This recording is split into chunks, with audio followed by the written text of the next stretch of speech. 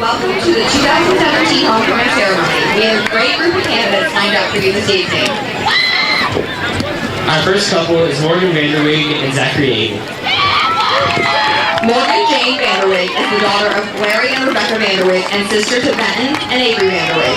At SVHS, Morgan participates in volleyball, Scholars Bowl, orchestra, and Spanish club, as well as serving as the president of the National Honor Society and the senior class. When she's not at school events, Morgan can be found fiddling for the Lindsberg Swedish folk dancers, working at Scott's Hometown Foods, or going to concerts with her best friend Avery. She is also an active member of the Bethany Lutheran Church. The highlights of her high school years include her trip to Scandinavia with the Lindsberg dancers, being chosen to attend a Youth Civic Leadership Institute at the Dole Institute of Politics, and seeing Hamilton on Broadway. After high school, Morgan plans to major in political science and attend law school, and she dreams of one day living in New York City like her style icon, Rachel Green.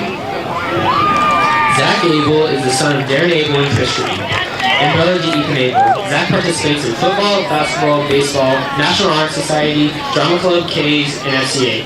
Outside of school, Zach is a member of Thespian Society and an active participant in the Elam Lutheran Church youth group. Zach has been named All-League Honorable Mention Utility as well as second team outfield in baseball. Zach has lettered in football for 2 years, basketball for 1, baseball for 3, drama club for 2, and band for 2. In his free time, Zach enjoys picking on his little brother within reason, binge watching Netflix, and hanging with the boys. Zach plans to attend a 4-year university next fall where he plans to major in business. Our next couple is Samantha Cruther and Kyle Anderson. Samantha Ann Cruther is the daughter of Ron and Annie Schugren, the sister to Spencer, Colton, and Ethan Cruther. And Sam participates in volleyball, pep club, K's, FCA, and hopes that Mr. Miller will finally let Sam be a baseball manager. When Sam is not attending school, she enjoys spending money, driving around listening to music, spending time with her nephews, and checking out the college boys at the cafeteria. She is also an assistant teacher at the Sprout House Learning Center. Sam's freshman year, she was awarded the most improved by her volleyball team. Also during her freshman year, she lettered in basketball management. The past 2 years, she has lettered in volleyball. In Sam's free time, you can find her driving around wasting gas, annoying the guys at Napa, or over at Amy's house napping. Sam plans to major in radiology tech next fall at HEC. Kyle is the son of Brian Anderson and Amy and Matt Flip. Kyle has 3 siblings, Kelsey, Langston, and Layton. Kyle is involved in football, baseball, Vo-Tech, Messiah Church Band, and the Smoky Valley Saddle Club. After Kyle's senior year, he will receive his welding certificate from the Salina Area Technical College. Kyle is a 3-year letterman for football and baseball. Kyle received second team All-League running back and All-State Honorable Mention running back last year. He has also recently been named to the Catchy Kansas 2017 11-11 running backs. In his free time, Kyle likes to hunt, ride horses, or play bucking horse with his little brothers, hang out with his friends, and whittle sticks. Kyle is still undecided for what he will do after this year, but if Bill Snyder calls, you can count that he will be there or else he will have to settle for Alabama. Kyle would like to give this advice to all the freshmen football class. You guys better keep the Fatties tradition alive or else you'll be hearing it from me. Our homecoming prince and princess are Grace Flax and Jackson Rogers. Grace Flax is the daughter of Brian and Ashley Flax. She has an older sister, Brenna, who is 7 years old, and a little brother, Miles, who is 2. Grace's favorite part of kindergarten is recess and working at centers. Grace also enjoys playing with her friends. In her free time, Grace likes playing on the swing set and riding her bike. She also loves playing with her sister and little brother. Jackson Rogers is the son of Nikki and the late Brandon Rogers. He has an older brother, Brecken, who is 9 years old. Jackson's favorite part of kindergarten is playing with his friends and going to the library. Jackson likes to ride his bike and four-wheeler. He also loves wrestling and following his big brother around. Our final couple of the evening is Elise Nelson and Brett Heichman.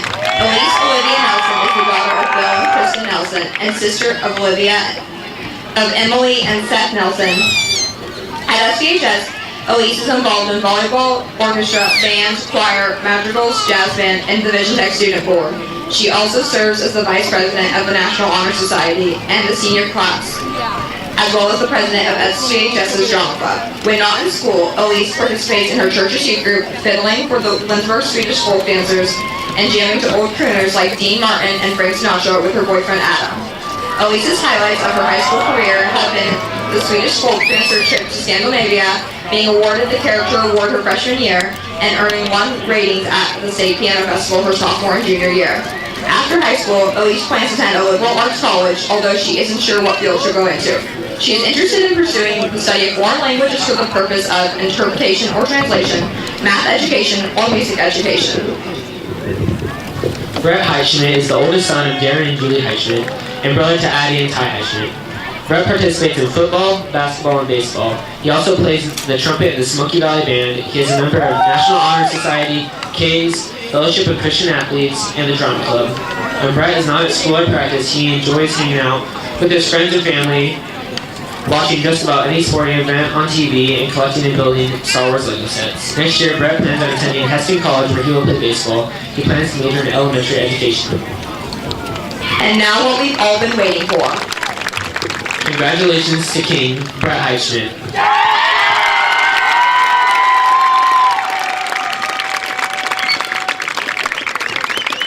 And to Queen Samantha Crowther.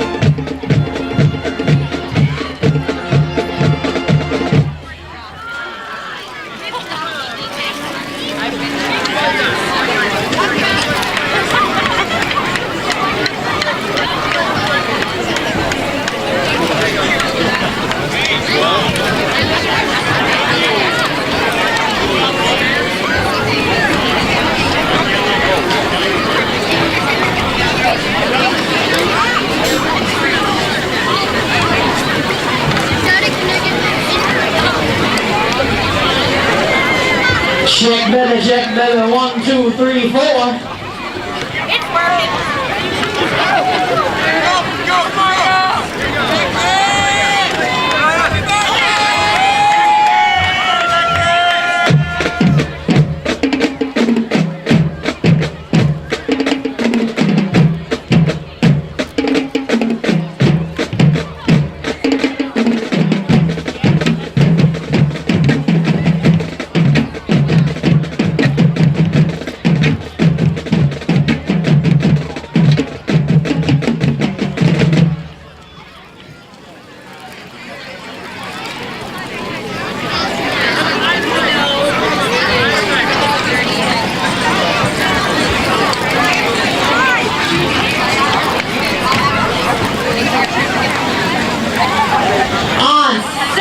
September 30th, which is tomorrow, Smoky Valley High School instrumental and vocal music programs will be hosting their inaugural mattress fundraiser sale.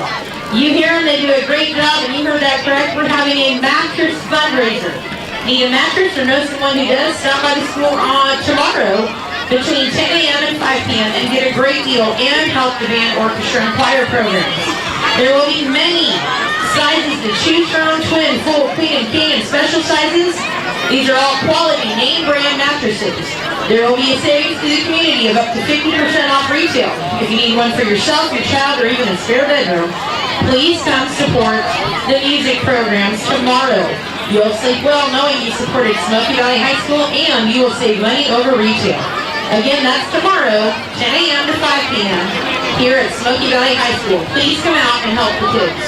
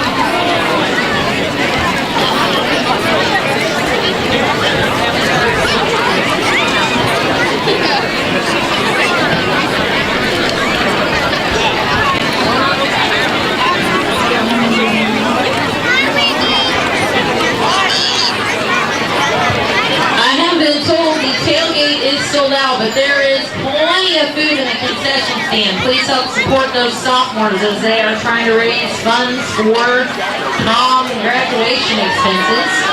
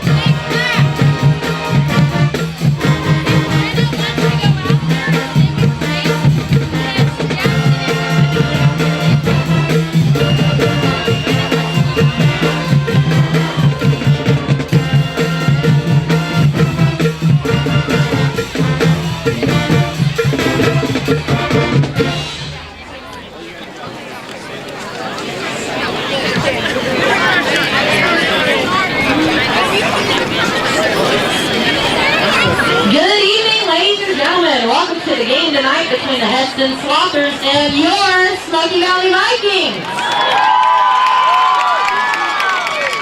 In accordance with Case Rule 52, we ask that all players, coaches, and spectators exemplify the type of sportsmanship that would make their school and community proud. Let us all work together in making all high school activities a positive experience.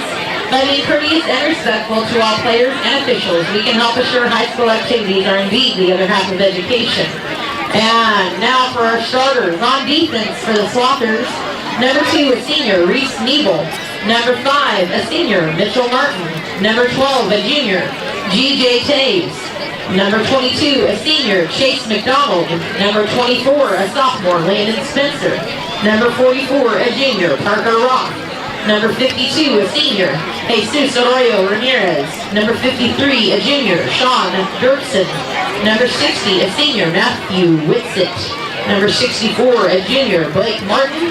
And number 67, Alex Cohen. The Swathers are coached by Tyson Bowerly, assisted by Doug Broadfoot, Phil Enru, Parker Broadfoot, and Jameson Enru. And now your starters for the Vikings. Number 5, a senior, Kyle Anderson. Number 8, a junior, Timmy Lambert. Number 10, a junior, Kurt Elliott. Number 15, a senior, Brett Heichschmidt. Number 20, a senior, Zach Abel. Number 44, a senior, Riley Odell. Number 50, a junior, Conrad Peterson. Number 55, a senior, Kai Schugren. Number 62, a junior, Nate Groslin. Number 63, a junior, Ethan Wampler. Number 77, a junior, John Burks. And number 83, a senior, Jacob Adams. The Vikings are coached by Tim Lambert, assisted by James Henderson, Chris McClure, Ben Elliott, Alan Meyer, and Chuck Peters.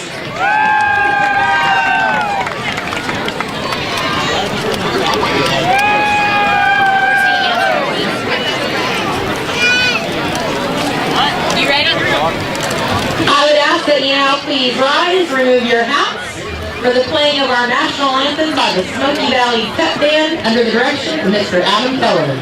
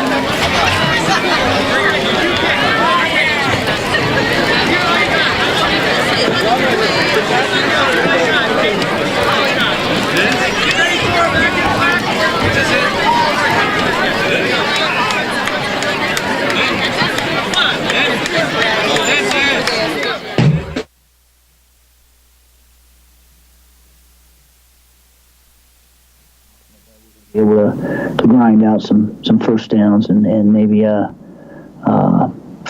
them out possibly into the second half and maybe pull out a victory. We'll see.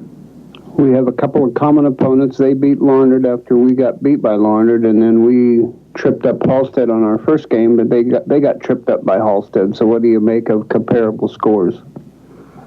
I think we're different than they are as far as matchups are different. I think we're not going to score as many points against some schools as other teams are going to. So we tell our kids that, you know, those things really don't matter. Plus, our league is tough, and sometimes it's about matchups. Sometimes it's about how the ball bounces certain ways, who wins the turnover battle. I mean, when you know, we've just got teams that can play football, and I just don't think there's any way you can judge how you're gonna how the game's gonna come out by another score. I think some years you can get a little more feedback from that of where you stand, but I think in our league this year and last year, I don't think you can really judge by that at all. I just and I don't know. I've never been in a league that's this competitive with 6 or 7 teams that just can play football. No question about that. And as always, a couple of keys to victory tonight. Fumbles or turnovers. I think we need to win the turnover battle. If we don't, I think we'll be in a little more trouble. And I think, you know, I alluded to this a little earlier. I think we've got to make first downs. We've got to keep the ball away from them as much as we can. If we can do that, I think we have a real good shot of winning the game. We need to dictate what kind of game it is and enforce our style of football on them, and then I think we've got a good shot. Sounds like a good plan, Coach. Good luck. Thank you. Tim Lambert of the Vikings, and we'll be back with more pregame right after this. Lindsborg Community Hospital and Family Healthcare Clinic, supporting concussion safety and impact testing for all athletes who call the Smoky Valley home. The Old Stuga in downtown Lindsborg is celebrating 40 years in business. Home of the famous Brent Nelson sandwich. Visit them on South Main Street. Go Vikings and go Swedes. Do you know what major TV networks, Hall of Fame athletes, wineries, pubs, famous chefs, and brides and grooms from across the country have in common? They all purchase custom-etched glass at glassdecorators.com. HempsLloyd.glassdecorators.com has been providing carefully crafted etched glass for nearly 30 years. An effective tool for company branding, etched glasses are also perfect for school and civic groups, special occasions, and that one-of-a-kind gift they won't receive anywhere else. Hempsloyd Scandinavian Specialties and glassdecorators.com, supporting Smoky Valley athletics since 1984. At State Farm, when home and auto work together as a team, you score time and money. Call State Farm agent Anthony Hopkins, 785-472-4426 today. Like a good neighbor, State Farm is there. Overhead Door Company of North Central Kansas invites you to visit their website at odcnck.com. Once there, you can look over the products that Overhead Door offers for commercial and residential installation and repair. Overhead Door Company services all of North Central Kansas. People's Bank and Trust is proud to support the Lindsborg community and the athletes at Smoky Valley High School and Bethany College. I'm Ryan Biegert, branch manager at the Lindsborg location for People's Bank and Trust, a proud native of Lindsborg, and I'm ready to be your banker. People's Bank and Trust, meeting the needs of our community and always improving the way we do business. Located at 201 South Main in Lindsborg, member FDIC, equal housing lender. Go Vikes and go Swedes. You're listening to Smoky Valley Vikings Athletics. And welcome back to Anderson Stadium, Lindstrom Brothers Field, where tonight the Smoky Valley Vikings are entertaining the Hesston Swathers Homecoming 2017. And like Doug said, it seems like we've been at homecoming camp every week. The first week we went out to Larned, it was their homecoming all week, and it was Hillsboro's homecoming. So we've had 3 of them already. We got some starting lineups first for the Hesston Swathers, as I'll watch the coin toss. Yeah, for the Hesston Swathers on defense tonight, it looks like they start out with Alex Kane, one of their defensive linemen. Blake Martin, also a defensive lineman. He is 6'5", 214. Matthew Whitsitt, 162-pound linebacker. Also on the defensive line, Sean Dirksen, 6'2", 228. And on the line, Jesus Arroyo Ramirez. He is 5'11", 192. Their other linebacker, Parker Roth, one of their studs on offense as well. And another linebacker, Landon Spencer. Their defensive backfield consists of Chase McDonald, G.J. Towes, Mitchell Martin, Reese Nabel. Okay, the Vikings, meanwhile, offensively tonight, they're going to start very similar to what they have before. Across the front line for the Vikings, we've got, of course, Ethan Wampler, Conrad Peterson, John Burks, Kai Shugren, Nate Groslin. And, of course, at tight end, we've got Jacob Adams. The wideout, Zach Abel. In the slot, we've got Court Elliott. And then in the backfield, we've got Riley Odell, Kyle Anderson, and, of course, our king tonight, Brett Heitschmidt. So the Vikings prepared tonight to take on the Swathers. As we finish up this coin flip, it looks like the Vikings have deferred. And we will be kicking from south to north. Hesston will be end up with the ball in the Anderson Body Shop keys to victory. Anderson Body Shop is the place for all your auto collision needs. They're also your local Green Mountain Grill distributor. And for every Swede touchdown scored this season, Anderson Body Shop will donate $10 to the Bethany Athletic Association, located at 214 South Cole Street in Lindsborg. And those keys are, we got to get first downs, we got to maintain time of possession, and we got to maintain possession of the ball. We can't fumble the ball away, so we got to hang on to it, put together long drives. Last week we didn't have long drives. We had some bigger scoring plays, so it was interesting that we kind of turned the clock. Hillsboro actually had more plays than we did, but they went for it 5 out of 14, I think I said, on third down, 5 of 9 on fourth down, so they went for it a lot, and we were successful in keeping that score down. So a 50-14 victory last week against Hillsboro, and the Vikings will certainly know they're probably not going to score 50 points tonight against this Hesston team, but we need to put points, finish drives again like we have in the past. Yeah, it was definitely good for us to play a team like Hillsboro last week that loved to spread the field, loved to get the ball up and down. They had a nice quarterback last week that made it difficult, not only in the air, but also with his legs. And so to prep with that, to be able to get ready, you're right. Of course, we don't expect us to score 50 tonight because we expect this to be a lot more of a ball control game from the Vikings. But you heard Coach Lambert in the pregame say, we might have to throw the football a little bit more to stretch the field a little bit. And with our speed on the edge, we might well be able to get some of those plays broken for big plays. And like you said last week, we didn't have as many plays, but we had more big plays that led to points, including defensive conversions. You know, we had the Zion Thomas pick 6 last week as well. So things like that could easily sway this game in either direction. And that's why, again, Coach Lambert pointed out, we've got to maintain possession of the ball tonight. That's a huge key against a team like this. McDonald is deep for the Swathers, and Reese Nebel, number 2, are the two deep guys. Vikings in their all black uniforms, black tops, black pants, black helmets. And we are set to go. Hesston in their all white. High end over end kick is going to come close to the boundary. Nebel's going to pick it up at the 20. Try to go midfield now. Try to get all the way to the outside. And he slips and falls and goes down about the 24-yard line. On that tackle was number 4, Trey Kennedy, I believe, or Peters. That's Andrew Peters, number 4. I think Tim Lambert was in there as well. I think either way, he saw those guys on that edge and decided he was going to try to cut it back and slipped, and his legs went out from under him. Cox is the quarterback. Cameron Cox wears number 1. He's in a kind of a pistol formation. And Parker Roth, their big running back, number 44, is behind him. Now they're going to go side by side. So it's going to be more of a shotgun look. 2 receivers wide each way. Hand off to Parker Roth trying to get outside, near side. He's got some room across the 30. Crashes into a would-be tackler for the Viking. That's number 22.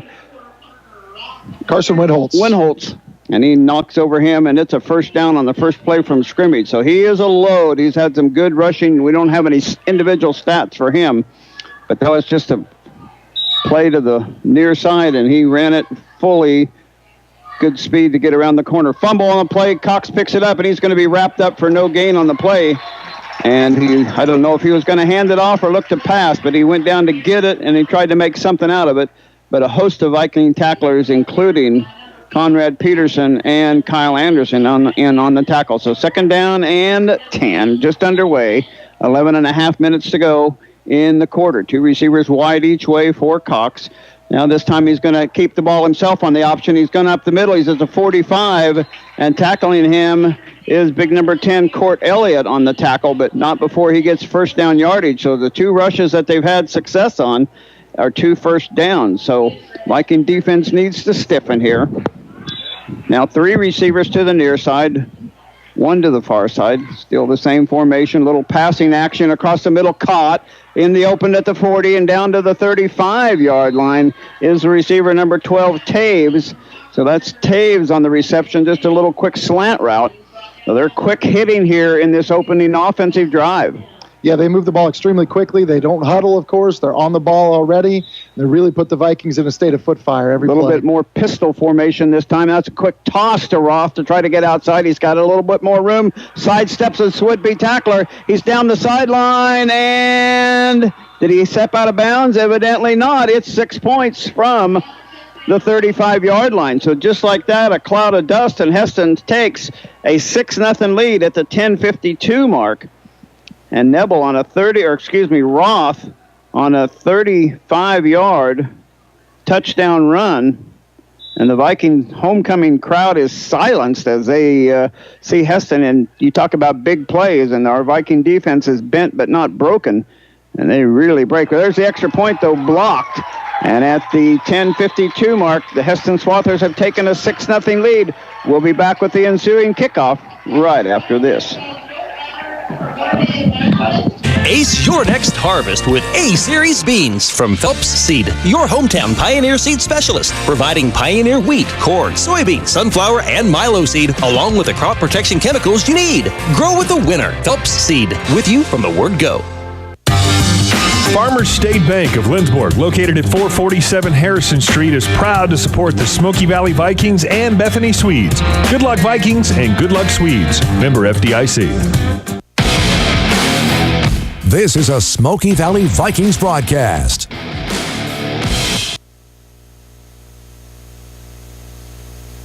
Anderson Stadium, Lindstrom Brothers Field. I think the coaching staff is a little bit shocked. Coach Lambert over there talking to his troops, and got to get everybody fired up as Hesston came down and scored in 1 minute and 8 seconds. So they really didn't take much time. And got a couple of guests up here in the score bar in the press box with us. Jason Snyder, Doug's brother's here, and my son Mark just joined us. Hi, guys. Good evening. We'll talk a little more to Mark here as we go, as he is he was quarterback the last time that the Smoky Valley Vikings defeated Hesston, a 14-12 game down at Hesston, and ready to kick off are the Swathers. Deep for the Vikings. Looks like it's going to come down to Tim Lambert at the 8-yard line, trying to take it toward the middle now, trying to get near side. Got a little bit of a slot, and he's going to be up at the 30-yard line, and that's where the Vikings will take over 1st and 10 and see if they can replicate what the Swathers did. See if they can get that ball moving. The offensive line is going to have a big push and see if they can get everything rolling here tonight. That's the middle school kids on the sideline over here. They got their first touchdown of the season. They've been having a struggling year. So good to see them out. Zion Thomas near side, Abel wide on the other side. I formation behind Brett Heichschmidt, king of the festivities tonight. Now Parker Roth on defense is going to come right up the middle. There's Kyle Anderson bursting into the secondary, still on his feet, and gets up to the 43 or 44-yard line, about a 12 or 13-yard gain on that first play, and Kyle was running hard on that one. Yeah, Kyle gets up through there quickly. It looked like he was going to be captured there at about the 40, 39, and then he was able to pull away and able to get 5 more yards before finally tackled there by number 64, Blake Martin for Hesston. It was a great, hard, strong run by Kyle. He had 246 yards last week at Hillsboro. This Hesston defense probably a little stronger than that. Oh, a fumble. Heichschmidt picks it up himself, going to try to make something, and he did. He made about 3 or 4 yards on the play. So a little bit of nerves probably, but both quarterbacks have fumbled, but neither have lost their own fumble. No, and you got a lot of guys there. I mean, this big play is early. You know, they've come out and set the tone right away. Hesston has, and I think Smoky Valley is really wanting to get down the field and get a score here on this possession. So you're right, a little bit of nerves. One of those big games here in the mid-season. We just have to treat it like another game, and that's going to be really important as we settle into this contest. Tight end is Jacob Adams on the far side. Wide receiver Zion Thomas to the far side. Abel wide to the near side.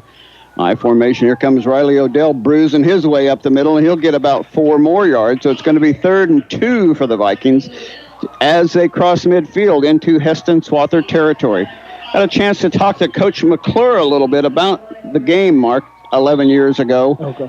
He said Hesston scored, and they marched and went 3-4 yards at a time, scored, took about 6 or 7 minutes to score their drive. You guys scored, bam, bam, bam, and scored, and within the first 2 possessions, it was 7-0. Yeah, the only thing I really remember is it was blowing about 40 miles an hour that game, so I don't think anyone threw the ball, but it was a pretty highly contested contest. And wishbone formation. Court Elliott takes the ball, and I think he should have it, but I don't think we got a very good spot from the far official.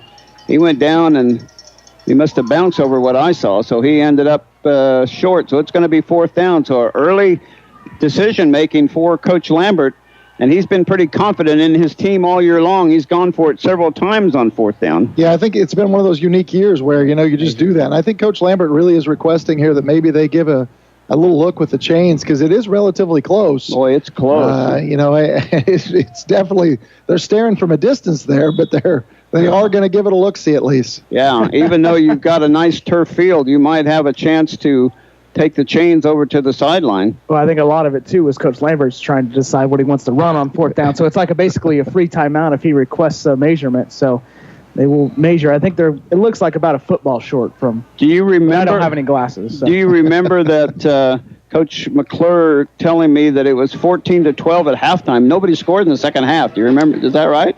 He thinks that's right. No, I would say that is incorrect, because we recovered an onside kick. Derek Odell recovered an onside kick with about I think it was about 30 seconds to go.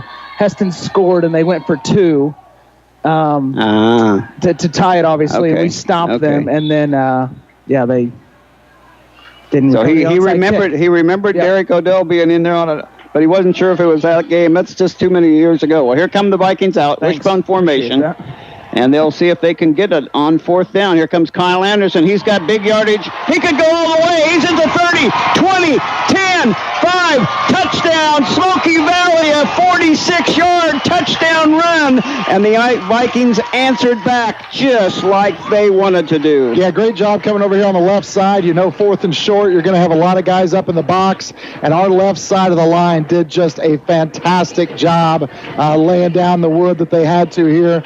You've got, of course, drawing a blank here. You've got Wampler, Peterson, Burks over there on that side making the job and making the hole. And, of course, Kyle, once he gets into the open area, is able to take it to the house. 6-6 tie. The Vikings are in wishbone formation to go for 2. Heichman under center, double tight end. Here comes Kyle Anderson running strong, and he's got it. The Vikings break on top 8-6 with 8:22 to go first quarter. And we'll be back with the ensuing kickoff right after this. It's tough out there. Trying to stretch every paycheck a little further than the last one, it means cutting costs. And one of the best places to start is at the State Farm office of Anthony Hopkins in Ellsworth, because he'll do a free discount double check to make sure you're getting the car insurance discounts you deserve. Sometimes those can be up to 40%. So give State Farm agent Anthony Hopkins a call today, because being there to help keep more money in your pocket is why he's there. Like a good neighbor, State Farm is there. A good neighbor, State Farm is there. The Vikings play here. And welcome back to Anderson Stadium, Lindstrom Brothers Field. Well, this sets a tone for an exciting game, because they took the ball last year and they scored on us. It was 35-0, and we got the ball back. We answered it with authority, and it is just we're in for a dogfight tonight. I might rethink that 50 we talked about earlier, because it might take 50 to beat Hesston tonight if things continue the way it's going right now. But what a great drive. You respond after a 4-play drive from Hesston, get a 5-play, 70-yard drive for the Vikings, take it to the house, and now kicking off for the Vikings, Raleigh Wilson. And a high kick goes up. Nebel takes it at the 5-yard line. He's going to try to come back up the middle. A lot of Viking pursuit, and he's tackled down at the 15-yard line. So he got a little bit of recovery from it, but a great kick. Was that Wilson again? It was. It was. He put that ball way in the air over the head of Nebel. So great kick by Raleigh Wilson. As one of the middle schoolers is hustling out there, they're all cheering him on to get back. And what a great job there on the pursuit. You had Hebel in there, and you also had Dylan Archuleta over there finishing things off.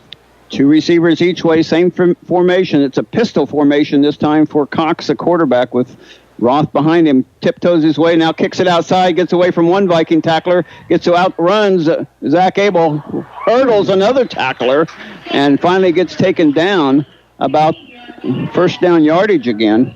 So he is showing some athletic ability. That was Court Elliott that he hurdled over there on the sideline. It was Lane Schrog had his work cut out for him last week, and Lane's over there to make the tackle. And you're right, he jumps over him, he hurdles him, and Ethan Wampler's over there to finish the play off. Looks like a timeout. Yep, looks like a timeout on the floor, Hesston, or timeout on the floor, timeout on the field, Hesston. Almost basketball season. We're gonna keep it right here because we got to plug a few things. We got to talk about the Vikings game is being streamed on live.smokyvalley.org. So we need to make sure you guys out there, if you're listening in the radio and you may be going to be coming home or getting home, to click on your computer to live.smokyvalley.org. And there's no E in Smoky, so don't put a Smoky. Make it SMOKY, Smoky Valley. And then we also have to plug the mattress. Yeah, we got a big day tomorrow on Smoky Valley's campus. September 30th, Smoky Valley High School instrumental and vocal music programs are hosting their inaugural mattress fundraiser sale. That's right, the mattress fundraiser sale. Need a mattress or know of someone who does? Stop by the school on Saturday, September 30th between 10 and 5. Get a great deal and help the band, orchestra, and choir programs. Many to choose from, all sizes, twin, full, queen, and king. They are quality name brand mattresses and may go for up to 50% off retail. If you need one for yourself, your child, or even a spare bedroom, please come support the instrumental and vocal music programs. You'll sleep well knowing you supported Smoky Valley High School, and you'll save money over retail. Again, Saturday, September 30th. That's tomorrow from 10 to 5 at Smoky Valley High. I think Coach Bowerly is answering Coach Elliott or Coach Lambert's request to measure, because he requested a measurement too, and all this confusion of everything, and he got it to go. So anyway, they're short. Worked out well for Smokey. Yeah. Hopefully it doesn't work out as well for Hesston. Let's hope it doesn't. Pistol formation for Cox, puts a man in motion. Cox now he goes the other way on the pass, overthrows his intended receiver there on the far side. That was Mitchell Martin. So third down and short for the Swathers here. First time the clock has stopped as they've completed a couple of passes, but didn't stop more than for a couple of first downs. So 7:47 to go. Vikings on top, 8-6 here early. Here comes Roth right up the middle, sidesteps a would-be tackler, and gets first down yardage up to the 33 or 34 yard line. Good running, strong running Parker Roth. He's a load to bring down up there. He is. He's a nice sized player. Comes in here at 5'10", 200 pounds, and he is very nimble. Already has jumped over a guy, and like you said, definitely avoided a tackler there on that run. So two receivers again each way. Vikings have shifted their defense around just a little bit. Cox in that formation. Here's another hand. No, it's a quick throw out to the side, but tackled. Great job in there by Zach Abel, tackling Nebel just as he got the ball. And he's tackled for no gain on the play. Maybe a half of a yard or something, but a very short gain. But Zach Abel reacted quickly. And good thing he brought him down, because he didn't have much help deep if he would have gotten away from that tackle. Second down and 7. Here comes a toss to Roth, and they've got him bottled up this time. He tries to zig and zag his way, but he's going to be stopped for no gain on the play. So it's going to be third down, and they'll give him just to the 35-yard line. So it's third down and long now for the Swathers. Yeah, Kyle Anderson, Blake Hebel both doing a nice job getting in there and finishing that off as the Vikings strung the play out. Roth did a great job trying to cut it back inside, but they were right on top of him. Two receivers each way, but Roth is the back near this side. Now Bowerly's going to call a timeout on the field because it's third and long, and he didn't like the way things were working out. Also going to keep this one right here, thanking the sponsors that help us with our portion of the broadcast, including Art Shirt, Harry Malari, Viking Auto, Scott's, R&R Excavating. Contact Mari Loader for all your Smoky Valley real estate needs. Dr. Darrell Loader, Smoky Valley Chiropractic, C&L Heating and Cooling, Lindsberg Family Dental, Phoenix Restoration, People's Bank and Trust, Gallant Tire and Auto, Dower Welding and Machine, and Bank of Tescott for helping us with our portion of the broadcast. And wow, this is an exciting game. There's a lot going on in this game early. Feels like it's been a full half already, and I think we've just our third possession, but a lot of chess matches being played out there right now, like we mentioned earlier, requesting the spot by Coach Lambert, and then being able to pick the touchdown up after we don't have the first down. An early timeout by Hesston, and then they come out of the timeout and request a measurement as well. And now they're sitting at 3rd and 9, and have called their second timeout already here in the first quarter. You can tell what a big thing momentum is going to be in this game, and trying to hold that momentum. I know what Heston's thinking. They're thinking we need to keep scoring because Smokey's going to take it at one of these possessions and run 19 or 20 plays and run most of a quarter. So we need to keep scoring points. Now they put Roth out as a receiver on the far side. 3 receivers, empty backfield for Cox. Looking over across the middle and caught by Nebel. And he reaches out and gets the first down. Oh, Tim Lambert was saying he dropped the ball before he got there, but they're saying he was down. The referee pointing down to the ground saying if he did fumble it, it was before he was down. So it's 1st and 10 Hesston on a great play. Good completion by Cox. On the option play, here goes a Roth. There's a flag on the play. Roth will get 5, maybe 6 yards. Holding is the initial signal by the near side official. Well, that one will come back from the line of scrimmage. Well, tell us a little more, Mark, about that game that you remember. It was a hard-fought game, and I would have been doing it on the radio, I think, and it would have been an exciting game, but 14-12 is not very many points. Yeah, it was Hesston had been a quality opponent coming in. We had lost the week before, I believe, to Wichita Collegiate, and Hesston had beaten Collegiate the first week, so it was we knew coming in it was going to be a highly contested game. They're always, as everyone knows, are a quality opponent. Hesston's been a good kind of a dynasty down there, having a good team, and we knew we had the talent to do it, so we just had to have the right game plan going in and adjusted it, and somehow came out on top. And I'm sure we'll talk more a little bit. 3 receivers near side now. Nebel in motion to the far side. They're going to hand it off to Nebel. He's going to take a sweep around the far end, and boy, the defense of Smoky Valley is there. Zach Abel coming up off the bottom of the pile along with Riley Odell and Tim Lambert. That play went nowhere after it was second and 21. And they get up to the 35-yard line. They have to go across midfield down to the 44-yard line to get a first down. They got big chunks of yardage to pick up. 2nd down and 21. 5:45 left to go. A little screen pass inside to Roth. He's got some company there, and good tackle by the Vikings. Court Elliott, Riley Odell was the first one there to slow him down, but Court Elliott finished the job off, and they get up to the 43-yard line. But Vikings stop him with now 3rd and 14 to go for the first down. Nice little mid-screen call there to Roth. They do a lot of things with him, but luckily Court Elliott was able to slow him down and get him down as well. Vikings react to the quick count, but Cox looks over and gets a play called from the sideline. 2 receivers each way. He's in that pistol formation between the fullback. Roth is behind him. Now Nebel is in motion to the near side. Long play count, dropping back to pass, looking down the middle of the field, and way overthrown. Tim Lambert went down. I don't know if he was going up for the interception or if what he was doing, but he kind of hitting the turf like he wished he would have made a play on it, but that was well overthrown. So the Vikings, after giving up a first down, Hesston can't overcome the penalty, and it is 4th down. Looks like they're going to punt. It's one of the big things tonight. Again, we talked about turnovers earlier, but penalties equal. There was a great possession for them where they picked up yards, but unfortunately had the penalty and moved them back. That changed the way the rest of that was played out. Punt is off, end over end kick. Zach Abel's going to take it at the 20. He's got a little seam up the sideline, 30, 35, and driven out of bounds about the 36-yard line. Nice return by Zach Abel from the 22 or 23-yard line. So that sets the Vikings up in good field position. So the first defensive stand, the Vikings get the Hesston Swathers to punt. Their punter is number 60, Whitsitt. So that he came out of the line to punt. Vikings had a little pressure on there, but weren't able to block it. So 1st and 10, Smoky Valley. They'll come out wishbone formation. Court Elliott is the fullback.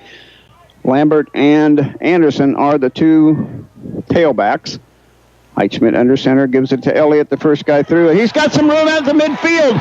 A shoestring tackle by Nebel is all that kept Court Elliott out of the end zone as he crossed midfield down to the 47. What strong running by Court Elliott. Yeah, beautiful quick hitter right up in the A gap there, and we did it out of the wishbone there formation, and we were able to get right through that first wave. And you're right, if not for a shoestring tackle by Nebel, Court's off to the races. He could have gone a long way. He might have got caught, but he would have gone a long way. So first down, Vikings already in Hesston territory.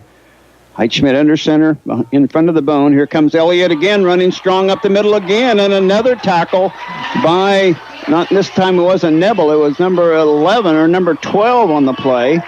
Taves and they both were stopping big gaining yardage. That's a 9-yard gain for Court Elliott, so over 20 yards in his last 2 carries. The Viking offense is clicking. The offensive line right now is really making some good holes for the runners. Hebel now in for the Vikings. They'll change their formation just a little bit. He just goes in at tight end, I guess. Double tight. Adams and Hebel are the tight ends. Turn and hand it off this time to Anderson. He'll try to get outside. He'll get pushed and pulled. He drops the ball. The ball came out. I believe we got it. Second down for the Vikings. The ball came out. He got his arms pulled. He was trying. We've talked a lot about how strong Kyle is after first contact, and he was not going to let the first guy bring him down, but he got some help, and they pulled the ball away, so they lost about the length of the football. So third down and very short for the Vikings. Again, Hesston, a very strong team. They'll get in there and they'll dig. They're a smart team as well. They're very well coached. They do a great job of being able to get in there and mix it up. And, again, we're stuck here in a 3rd and short. Wishbone formation again for the Vikings. Highsmith turns, hands it off to Elliott, pounding through there in the middle. And he's got first down yardage near the 35-yard line. He was at the 37, so he got 2, a little more than 2. Good, strong run by Court. First contact was actually his left guard. He ran over his left guard. If the left guard was trying to block somebody, and if the left guard would have been there, he might have been off for a few more yards, but he ran into him and nonetheless got the first down at least. The goal was to pick up the 6 inches, and he wasn't going to be stopped for those 6. Exactly. I mean, that was the first goal, and he made that happen. Yep. Wishbone formation once again. Vikings leading 8-6 and driving. Toss coming out to the outside. Tim Lambert's got a seam. He's trying to get to the outside, and he's got first down yardage and more along the sideline and out of bounds inside the Next Tech Wireless red zone. And he'll be at about the 15-yard line. Next Tech is the wireless red zone. Lowest rates, flexible plans, exceptional customer service for everywhere you are. Say goodbye to just being a number and say hello to something different at Next Tech Wireless. What a great kick-out block there by Kyle Anderson. Kyle, the defensive end or linebacker, came around the edge there. He kicked him out and created the lane for Timmy to be able to go through, and we were able to get a big gain along the right side. I formation this time. Zion Thomas wide near side. Zach Abel wide far side. Here comes Kyle Anderson trying to get outside. He gets away from one would-be tackler and brought down by another one with a face mask, I think. Tackle on the play, flag out about the 11-yard line, so we'll see what that is. But if it is that, it is, flag on the play for face mask, so it'll be about a 5 or 6 yard pickup plus another. If it's a personal foul one, it's half the distance to the goal. If it's just a grabbing of the face mask, it's probably a first down. So they're not going to call it a personal foul one, which is kind of odd when you're on the tackle. But they had a closer view than we did, although we have a good view up here. As we said earlier, a few weeks ago, we see everything. But, I think he was falling as he was going down, and I think they might have just gotten tangled up in there, and that's probably why we're just going to go with the 5-yard version here, the short version. It is still going to pick us really close to a first down. Already getting some scores in our Rockingham Radio Network. Concordia 8-0 over Abilene. Newton 14, Central 13 after 1. Ellsworth 8, Sacred Heart 0. So it would be wishbone formation. First and goal now. Ball's at the 7-yard line for Smoky Valley. Looking to see if they can add to their 8-6 lead. Hand off to Court Elliott up the middle, and he's got down inside the 5 to the 4. So a pickup of about 3 by the Vikings interior line. They got a couple of big linemen over there. They do list their weight. Number 77 is there at 260. Number 78 at 335. So that's a couple of big boys to move out of the middle there. So second down and goal from the 4-yard line. Just 2 minutes left to go in this exciting first quarter. Wishbone formation behind Heitschmidt. Turns and hands it off to Kyle Anderson. He's got touchdown. Touchdown, Kyle Anderson at the 152 mark.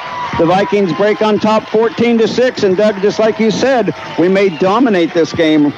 Yeah, and again, one of the big things here is a few more plays on this drive. I think we have 7 or 8 plays as we bring this ball down the field from around the 40, and are able to stick that thing in the end zone here. But we're starting to establish that offensive line up front. We're starting to really wear down their defensive line. You mentioned they have some really big guys up there, but if we continue to get 3, 4, 5 yards and gash them and then pick up that big run periodically, that's going to be huge. Not to mention we've already swayed the kickoff. We got our one stop. We're now up 14-6. Here comes the I formation on the option, trying to get it outside to Kyle Anderson. Kyle bursts into the middle. Touchdown on the extra point. And the Vikings have it, a 16-6 lead with 1:52 left to go. We'll be right back for the ensuing kickoff. Stop by Freddy's Frozen Custard before or after the game. Try Freddy's world-famous mouth-watering steak burgers or their delicious frozen custard.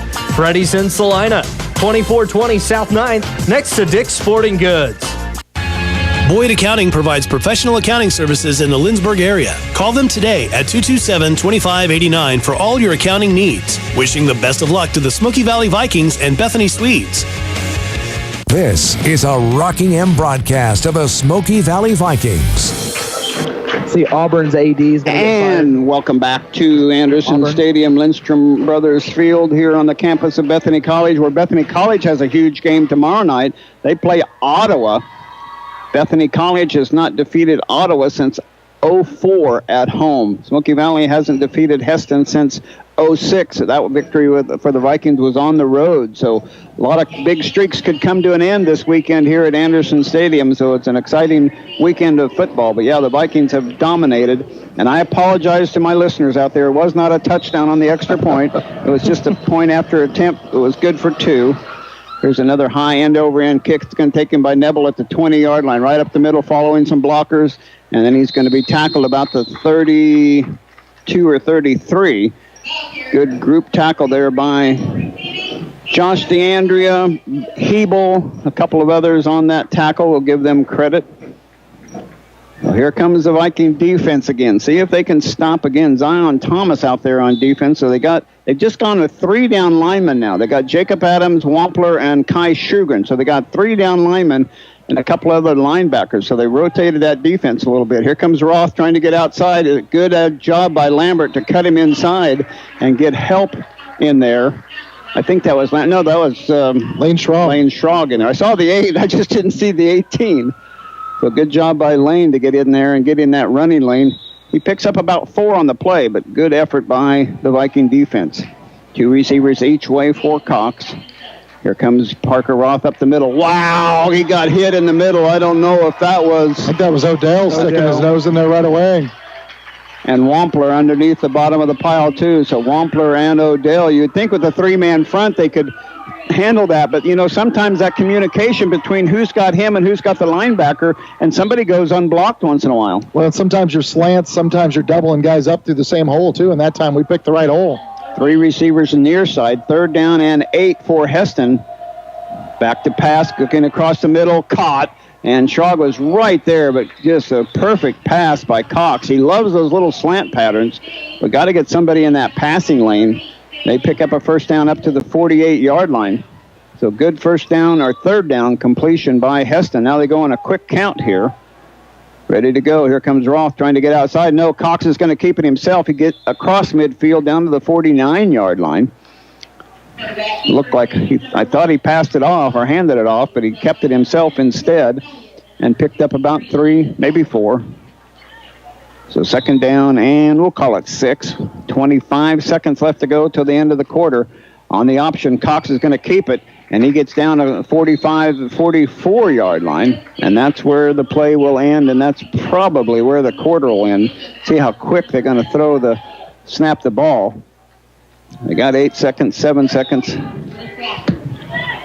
Looks like both are going to be content to let the clock run out, and that is the end of the quarter. Our score after 1 quarter, Smoky Valley on top 16-8. Back for quarter number 2. right after this. In the first quarter, or are you good? Ever wonder why some wireless carriers charge so much more than others? At Nextech Wireless, you'll receive nationwide coverage, 4G LTE data, and unlimited data. But we don't overcharge you like some of the other carriers do. Plus, we have buy one, get one free smartphones and the best customer service. With more than 50 stores in our area, you can actually talk to us face to face. Tired of paying more and only getting more fees, charges, and a higher bill? Say goodbye to your carrier and hello to Nextech Wireless. You're listening to Smoky Valley Vikings Athletics. Back here live, Smoky Valley Football. Some stats here from the first quarter. 18 plays for Hesston on offense. They have 139 yards of total offense. 61 of those in the air, 78 on the ground. The Vikings 13 plays, 129 yards on offense, and all 129 of those on the ground. But the biggest key stat, I think, of the first quarter, obviously, is that the Vikings are up 16-6, and the Vikings have the first stop of the game, which we thought was going to be pretty important as this game got started. Yeah, no question about that. Whoever gets the most stops and makes the other team punt. Both teams have gone for it on fourth down already. They know how important each possession is. Cox on the keeper now. A late toss on the outside, and good effort by Carson Winholtz over there. But first down yardage for Hesston. Boy, that was a delayed option. They faked it to Roth. Cox kept it. And then on the wide receiver over there, I don't know, was that 22 or 24? That was number 12, actually. Or 12, okay. Number Taves. Taves was actually in that slot position out there and takes a couple of steps backwards to become a lateral player, and he laterals out to him as the defender commits. So 1st and 10, Hesston, little pass over here in the flat, caught by Nebel. Great tackle by Zach Abel, right in his face when he got the ball. He caught it, turned upfield to see where to go, and Zach Abel was right there. He picked up about 4 yards on the play, but Zach was there to bring him down. 2nd down, and we'll call it 7 for the Swathers at the Viking 33-yard line. Pistol formation again. Cox is going to take it behind Roth, trying to get outside. He's got some room. He gets away from a couple of tacklers, then swims inside and gets down to the 21-yard line. So a pickup of nearly 10 yards, 11 yards maybe on the play.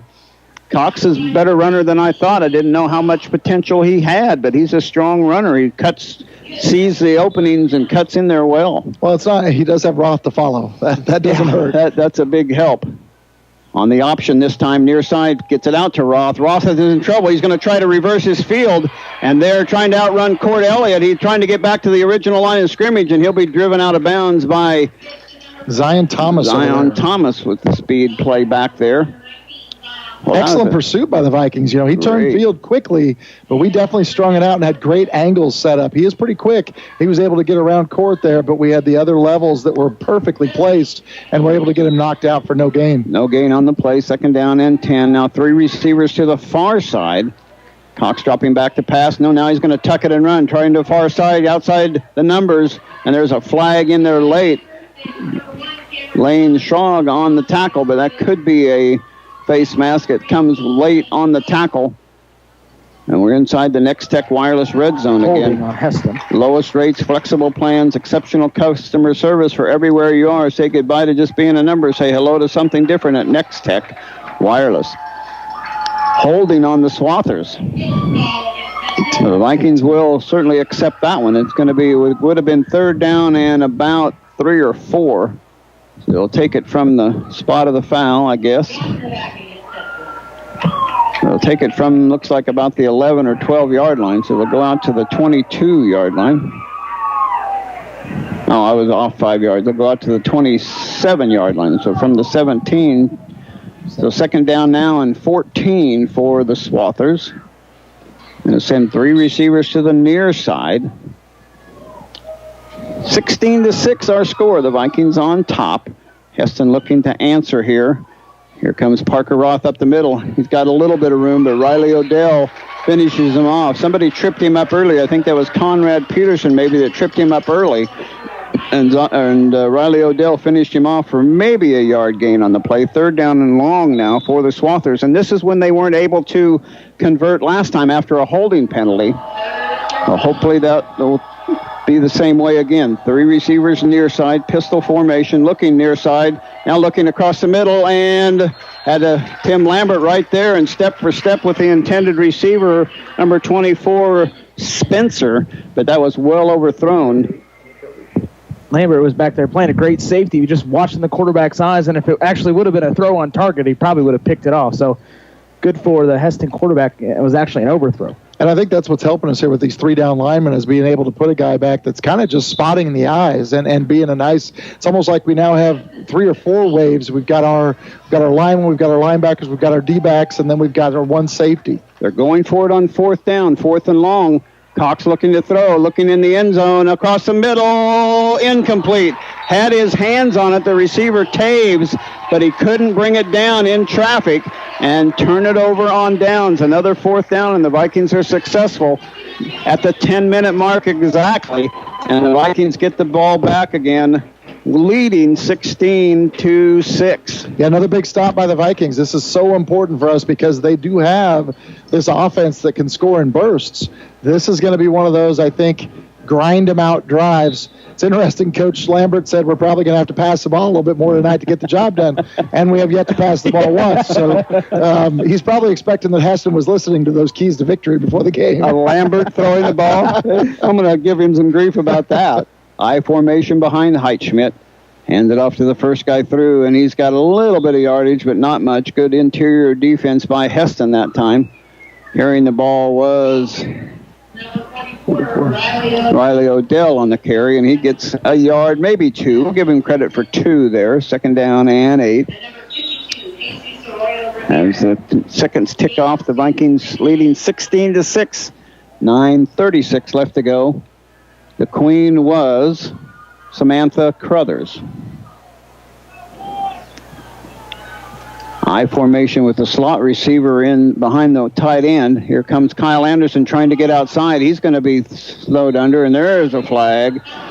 We've got what the man in the white hat's going to say here. An illegal shift of some kind on the Vikings. Looked like our fullback just started about a half second early.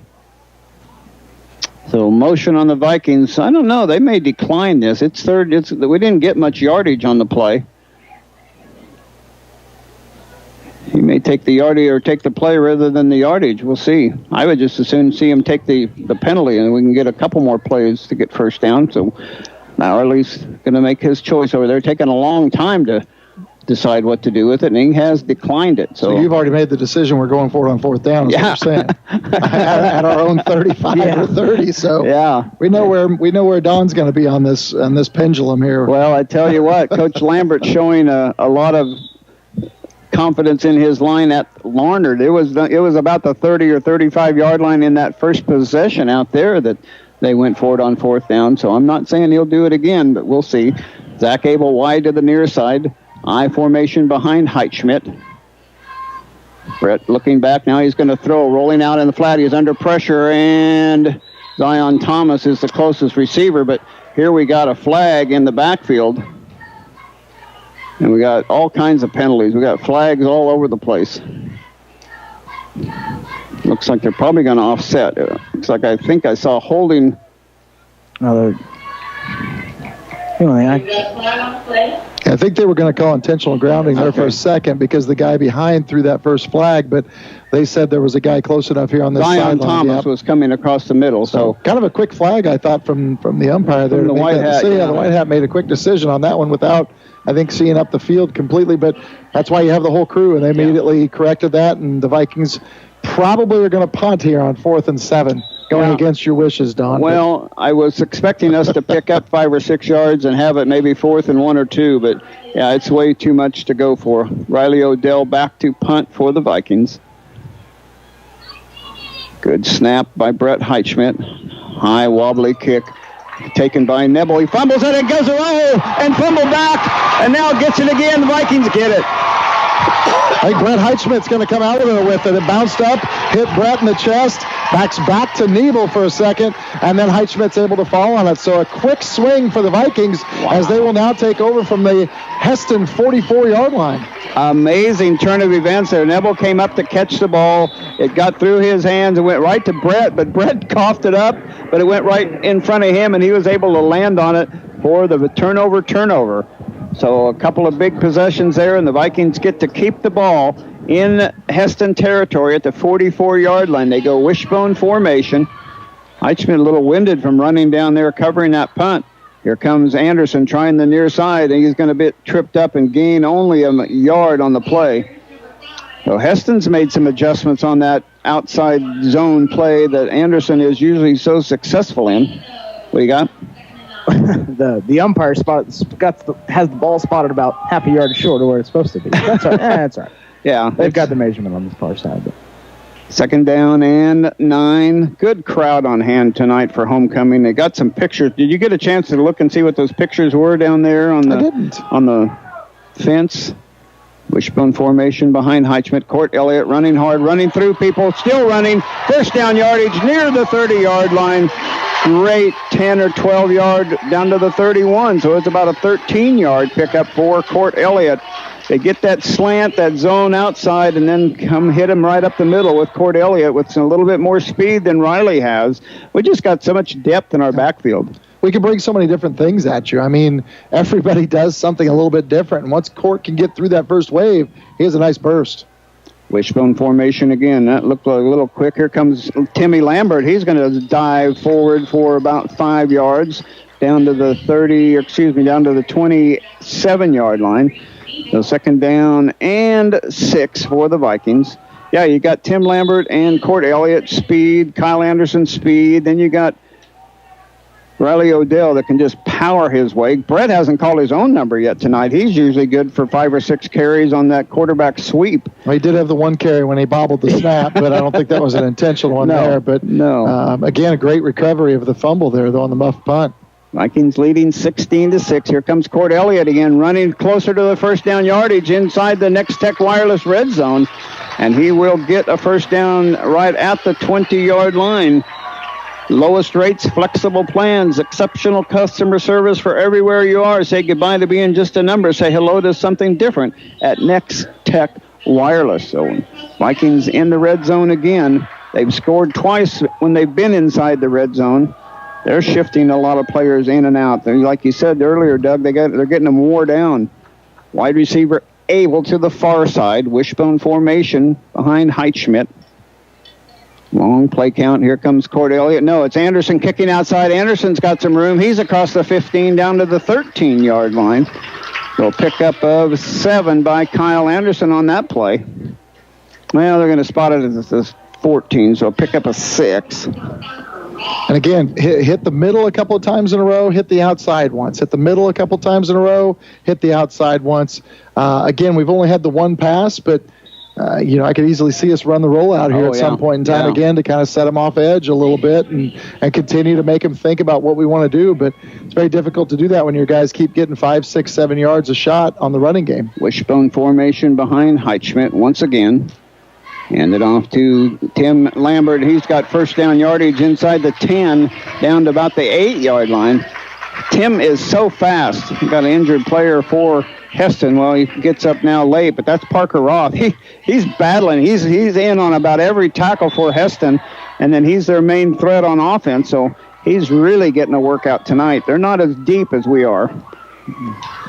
Or when you got a kid like Roth getting 25 carries on offense, and then he's probably going to make 15, 20 tackles on defense. That's a big load for a 17, 18-year-old kid. First and goal, Vikings at the 8. Here comes Kyle Anderson. There goes Kyle Anderson. Touchdown. He lunged. I thought he got in. And it's a 8-yard touchdown run by Kyle Anderson, and the Vikings up 22-6. Yeah, what a great job. Again, just dives up the middle.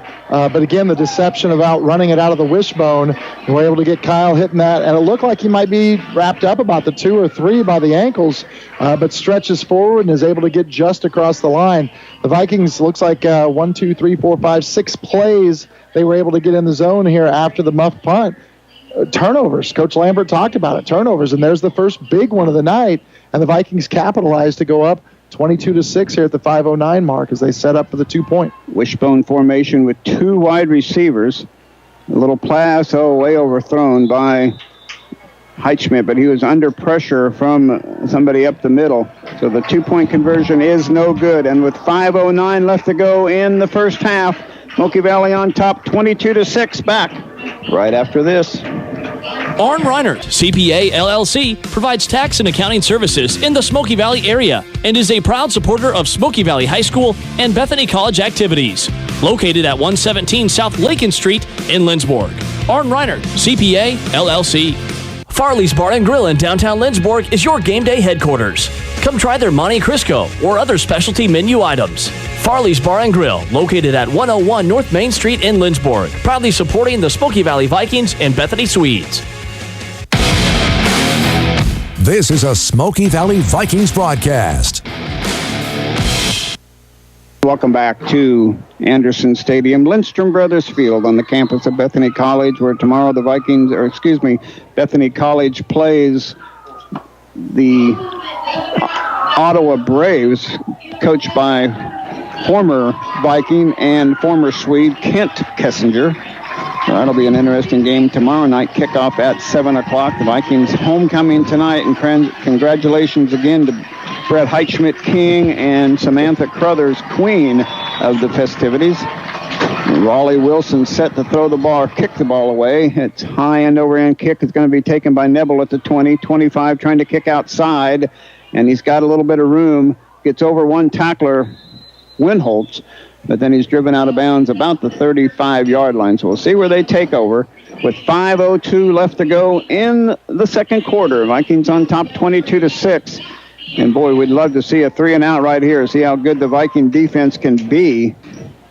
See how stud of an athlete this Parker Roth is. See how much they go to him. I don't know that Cox is playing on defense. Have anybody seen him out there on defense? I haven't seen him on defense at all, no. I haven't either. 3 receivers to the far side, 2 to the near side. Empty backfield for Cox. Vikings shifting around on their defense as well. Now Nebel goes to the far side as well. 4 receivers. Here comes Cox trying to tuck it himself, and he gets wrapped up for maybe a yard gain on the play. Great effort by the Vikes to not take the fake and go out of there. The middle is Ethan Wampler, Kai Shugan, and Conrad Peterson, 3 down linemen that are just doing exceptional. The linebackers right now are Zion Thomas, Blake Hebel, Riley Odell, and Kyle Anderson. The corners are Abel and Winholtz, and the safety is Tim Lambert. That's how we're lined up defensively. On the option, there's a flag before the play started and an illegal motion, so another penalty on Hesston. So they're maybe panicking a little bit. They don't like to be behind. Yeah, that was kind of the story last week against Nickerson. Nickerson was able to go down on their opening possession and score, stop Hesston on a 3-and-out, and then had a tremendously long multi-play drive to go up 14-0, and then that really put Hesston behind the 8 ball. You're right. I don't think, even though they have a pretty volatile offense, 22-6, they don't like being here.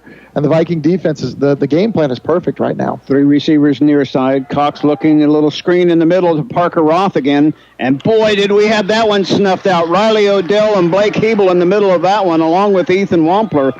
That was disrupted, and they maybe got 2 or 3 yards back on that play, but what an excellent job of diagnosing. And they're spying on Parker Roth. There's no question they're not going to let him get away. It was a great play by Riley Odell. He actually didn't quite make the tackle. He just took out the 2 linemen, and then Wampler came and cleaned it up. 3 receivers near side. Cox looking back to pass, still looking over to the sideline. Caught. It's short of the first down yardage. Zach Abel got there just a little bit before the ball did, evidently. The flag came out quickly. So it will be short of the first down, but it will be first down because of the penalty. Usually pass interference is an automatic first down, isn't it? Yeah, I think so. Yards. Yes. Yeah, they call pass interference. I think it was pass interference or not a hold, so it should be a first down. But either way, I think it, of course. I don't know what the confusion is, because it would be 15 yards from the previous spot, and it was 3rd and 12, so it wasn't. I was thinking it was 4th down. It wasn't. It was only 3rd down, so. Oh, well, give the players a little time to rest. A little warm day today. Got a little warmer than they forecast, but What a great day it was for homecoming activities. Did you go to the festivities in the park? I did. We have some very talented dancers, from all of our groups, from girls tennis, volleyball, our football team, our cross country team, and then we even had a lovely dance team led by Bill Nelson and Kai Swisher and Margot Lysell of all the Smoky Valley staff that is originally from Smoky Valley. So kind of an old Letterman sweater day for them. So pretty fun times there. Oh, awesome. Pep rally days are fun, no question about that. The penalty is stepped off. It goes up to the 49-yard line, still in Hesston territory. But a 15-yard step off for pass interference. Well, I thought Zach timed that pretty darn well, but he got called for the PI. I think the official was in front of the receiver, and I don't think he could see real well just how quickly or what time Zach got there. Although, again, they may have a better view down there than what we have here, but the timing was bang, bang on that play, that's for sure. Pretty close. Cox dropping back to pass, looking for a crossing paddle across the middle, intercepted by Lambert. Lambert to midfield, and he's tackled there by Taves. But Lambert has been reading the eyes of the quarterback, Mark. You said that, and he just played center field, and that time it wasn't overthrown, and he stepped right in front and took the interception. Yeah, Lambert's done a good job. Heston's, they've really run two routes the entire game, a slant and a post route. And Lambert, at any time that quarterback drops back, he's been looking straight over the middle at one receiver the entire time, and Lambert just saw it and then, basically stepped out right in front of the receiver and took it out. He had a pretty good chance to take it back, but got one guy beat, and he didn't beat him. Taves wrapped him up there. Wide receiver far side for the Vikings. Wishbone formation behind Heichman. Here comes Kyle Anderson trying to get outside. Kyle's got some running room down to near the 40-yard line. Vikings take over at the 47-yard line of the Swathers in Swather territory. 3:03 now to go, leading 22-6. Boy, they'd love to put an exclamation score on this drive at the 41-yard line now, facing second down and 4. Kyle Anderson had to adjust his shoe a little bit. Kyle, Zach, Abel, and Brett Heichschmidt were the three candidates for King. Heichschmidt looking now, hands it off, and he's wrapped up Court Elliott that time. He's been way more effective at fullback than he has been at tailback. He gets wrapped up that time for a loss of about a yard on the play. Third down and 5 for the Vikings. 2:22 to go here in the second quarter. Vikings on top, 22-6.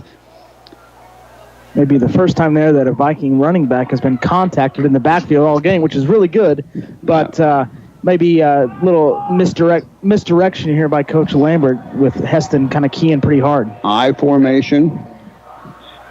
Heichschmidt rolling, little dump pass to Odell. Boom! He goes into the tackler, the would-be tackler, Nebel. He saw Riley Odell dip his shoulder, and Riley Odell just ran over Nebel for a first down yardage right at the Next Tech Wireless red zone. That was what you call mano-a-mano. Yeah, Riley's not a guy that's just, he could have very easily gone out of bounds and just, about the 25-yard line, but a kid that loves contact like that right into Nebel and got an extra 4 yards and just, had a little fun. 1:55 left to go here in the quarter. Here comes power running by Court Elliott. He's down to the 15-yard line. He is in the Next Tech Wireless red zone. Low rates, flexible plans, exceptional customer service for everywhere you are. Say goodbye to being just a number. Say hello to something different at Next Tech Wireless. Second down and 5 for the Vikings. Heston shifting some down linemen inside there. The Vikings are just dominating the line of scrimmage. Here comes Anderson trying to get outside, and good tackle in there by Clark. We said we hadn't seen Cox, the quarterback. He's in there playing safety right now. He takes down Kyle Anderson on the run. Kyle gets down to about the 12 or 13-yard line. It's going to be third down and 3. More importantly, just 1:11 left to go. Vikings still have 2 of their timeouts left. Third down for the Vikings. Turn and hand it off to Riley Odell. He's got first down yardage. He's still churning down near the 5-yard line. It looks like they'll spot him at the 6. First and goal, Smoky Valley, with 57 seconds left to go. And this is working out perfect. Wouldn't you love to just run a couple more plays, get about 2 or 3 yards on each one, and then take it in with about 10 seconds left to go? Oh, gotcha. The timing here has been perfect. I mean, you want to run this clock down as much as you can. The Vikings just being very patient, very methodical as we come out in the bone again. Heitschmidt looking in, handing it off to Kyle Anderson. Kyle Anderson churning, and is stopped about the 3. So it was at the 6, now it's at the 3. The Vikings are going to go ahead and call timeout here with 34 seconds left to go. And we will step aside as well. 22-6 Vikings lead. Back after this 30-second timeout.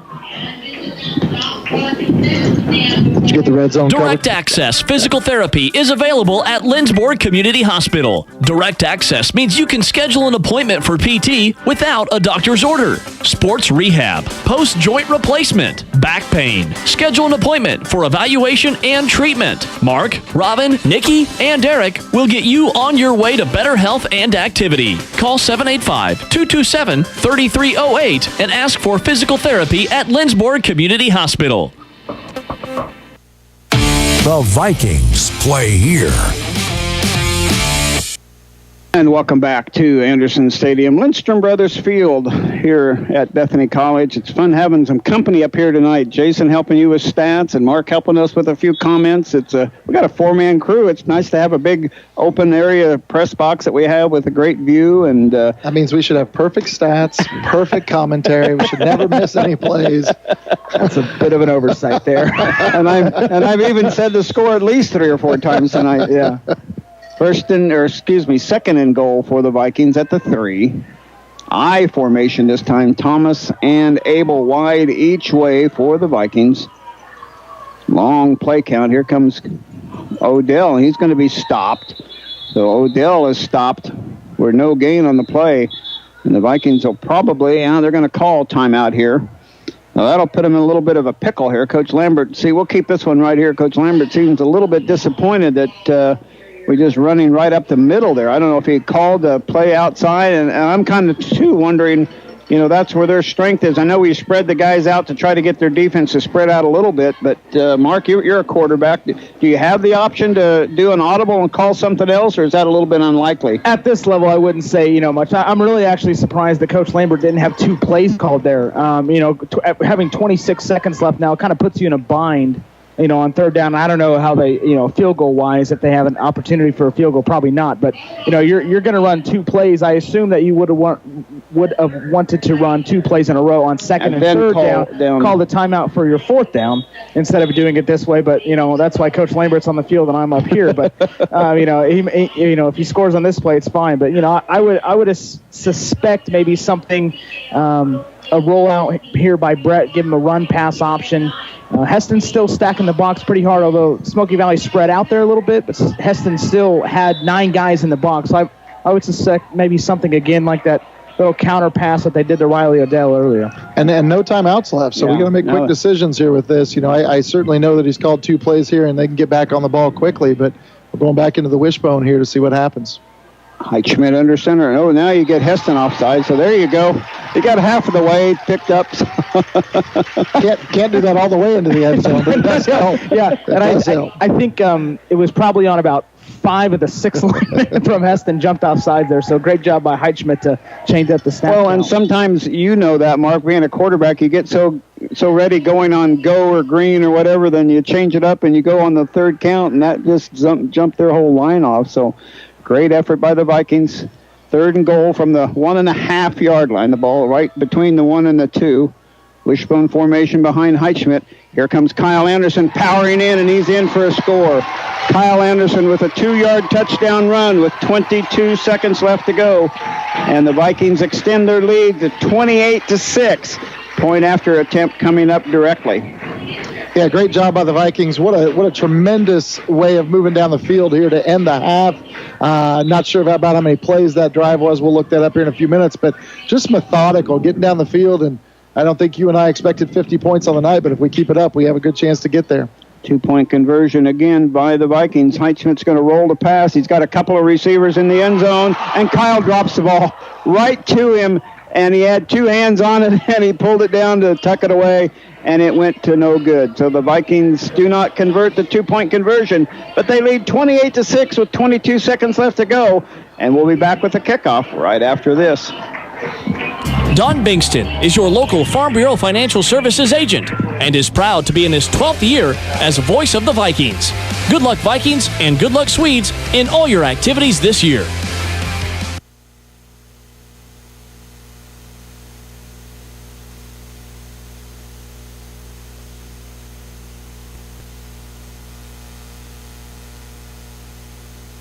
Did you know you can purchase custom-etched glassware at the Hemsloyd? It's a perfect one-of-a-kind gift. Hemsloyd Scandinavian Specialties and GlassDecorators.com, supporting Smoky Valley and Bethany Athletics since 1984. A few seconds before halftime, but Doug, you and I know what happened over at Larned with 22 seconds left to go before halftime. They put together a quick drive, and the Vikings are certainly going to be aware of how that half ended, so they're going to be playing a little smarter, I believe, right here. Had to bring up the bad things, didn't you? Just had to bring up the bad things. But you're right, though. That's something we've got to pay attention to. Definitely important here to send this kick down the field, I think. So on the ground, taken by the up back. Somebody made a nice catch at the 35-yard line, so that prevented a big run back. So it's not necessarily a bad deal, but that's what the Larned Indians did on us. They then completed I called it a playground type of play where the wide receiver went in to play quarterback, and he ran around in the backfield. Looked like we had him tackled, and then he completed a long pass to their quarterback.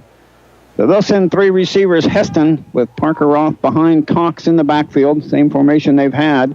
Looking down the field on the sideline, and Carson Winholtz right there, went right between his hands. He had a bead on it. Excellent coverage by Carson Winholtz, number 22, on the defense. The intended receiver was number 24, Spencer.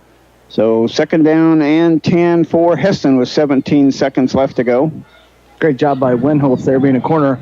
As soon as he saw the snap, he started sprinting backwards, knowing, don't get beat deep, and the ball was almost thrown to him instead of the receiver. Three receivers to the far side. Little quick hitch. Now Cox is going to take it himself, and Conrad Peterson wraps him up. Great job by Conrad Peterson. Timeout called by Hesston.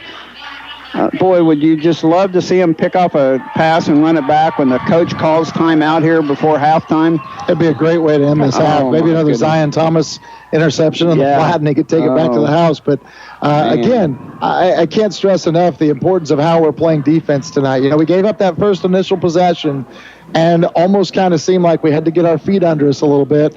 Then we made a few adjustments. We went to that three-down line approach and added those extra defensive backs or linebackers to kind of create waves. And the couple of plays that I thought might hurt us, one was the mid-screen. We've blown up the mid-screen every time they've run it. And they had one really good look, I thought, where Taze there thought he had a catch down at the end zone. That was about the only look I thought they've had that's been wide open out of this whole stretch. Otherwise, we haven't let anybody get behind us, been really smart about what we're doing. Big thing here is to make sure we do it for the last 10 seconds of the half. No question about that. Just 10 seconds left to go, so unless it's a really quick play of some kind, they'll have one more play. They do have one more timeout, so they could call it. Three receivers to the far side. Cox dropping back. Little quick hitter out in the flat. No, Cox is going to be sacked in the backfield. Well, he ends up gaining yardage, so it won't be officially a sack. But he got taken down, and that is halftime. Halftime is here. Vikings up 28-6. What a great first half it's been. And we'll be back to wrap up this half for you after this timeout.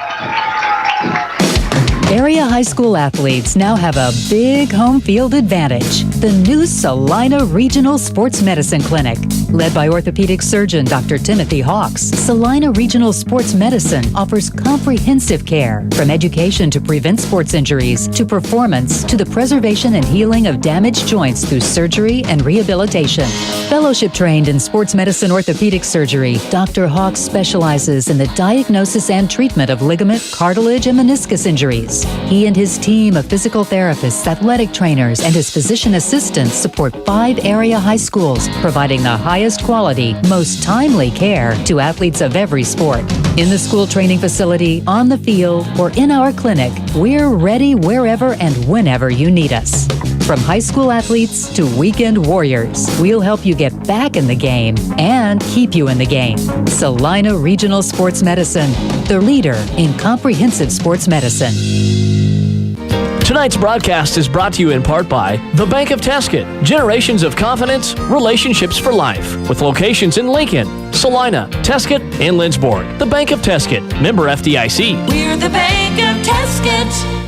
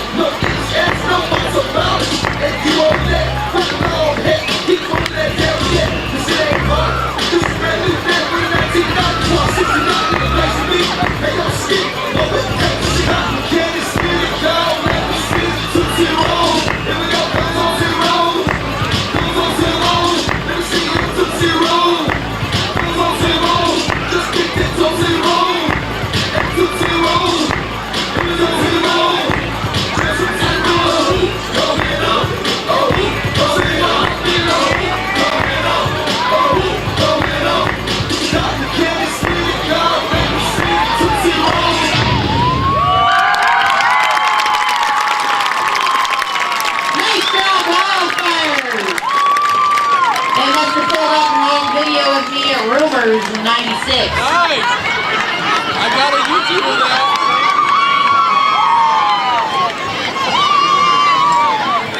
And now if we could draw your attention down to the track. In 1981, Ronald Reagan began his first term as president. Columbia became the first flight of the space shuttle program. Lady Di married Prince Charles, and the hottest movie in the theaters was Raiders of the Lost Ark. It also became the commencement of the word internet, a technological breakthrough that would venture its way very much into the world in which we find ourselves today. That same 1981 also found our own Ken Swisher debuting his skills at this football field and in this press box as varsity football game clock operator. A job that did not end for him until last year's season when he concluded 36 years of service of what we at Smoky Valley believe to be an incredible stint of service. During those years of service and under those Friday night lights, Ken has been witness to a handful of state-bound Lindsborg Smoky Valley teams and one 1988 state championship crew of young men, its coaches, and a very proud community. Tonight, the community of Smoky Valley would like to recognize Ken Swisher for those nights he has dedicated to our football teams. As Kai Swisher, SV Athletic Director, commented, our game atmosphere is only as good as the game operation folks, and Ken Swisher's dependability and seasoned experience made for a smooth game operation. His service has been greatly appreciated. Please join me in showing thanks for Ken Swisher and for those years, those days, between 1981 and 2016, that he showed generosity of service and Smoky Valley pride to our community, to our schools, and to our children. We certainly appreciate you, Ken. Thank you.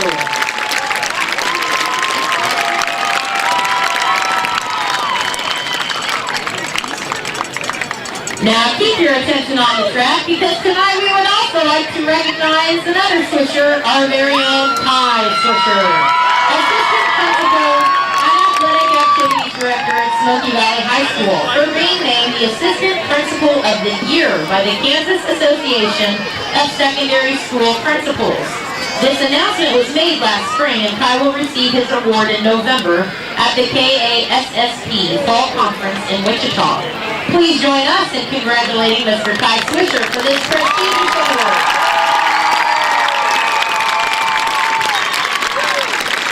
We appreciate all he does for our teachers, coaches, sponsors, and our student athletes each and every day. Congratulations, Mr. Swisher.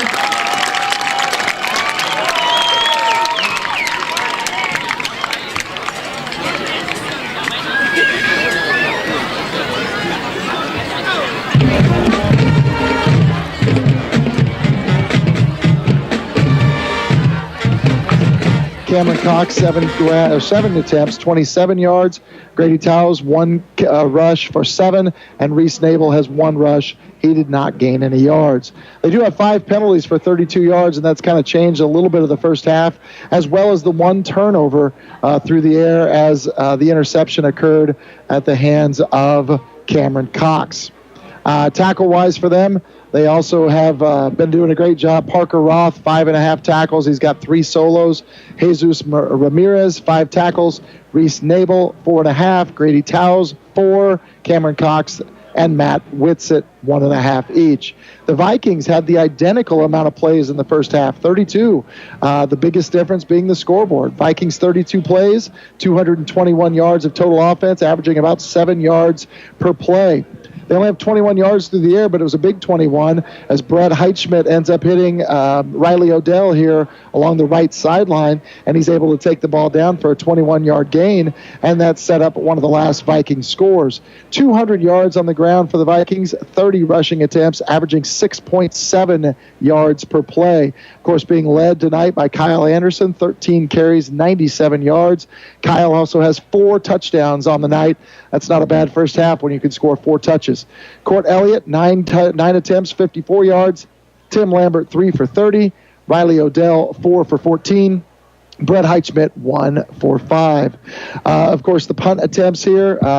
We have 1 punt for 29 yards. They had 1 for 38. And I mentioned 1 turnover. I should have said 2. Of course, we had the muff punt down here as well. And the Vikings were able to jump on that. And what a great play. Brett Heitschmidt coming down from his snapper position. He's able to get the ball snapped, be the first guy down the field, and he's able to get the recovery as well. Defensively tonight, Tim Lambert leads us, 4.5 tackles. Been very aggressive in the defensive backfield, especially since we switched to the 3-line front. 3 tackles for Blake Hebel, 3 for Ethan Wampler, 3 for Zach Abel, 2.5 Riley Odell, 2 for Kyle Anderson, Court Elliott, Lane Schrog, 1.5 for Conrad Peterson, 1 for Trey Kennedy, Jacob Adams, Carson Winholtz, and Zion Thomas. And then helping out on tackles, Raleigh Wilson, Dylan Archuleta, and Josh DeAndrea. We do have 1 punt return today from Zach Abel, 1 rush or 1 attempt, 17 yards. So involved with the tailgate, also in charge of concessions tonight. Currently, she's responsible as a cheerleading sponsor as the cheerleaders are on the field, and announcing tonight, but her evening's not over. Tonight she'll also be the DJ for the dance. Thank you, Miss Lifestyle, for the work that you do.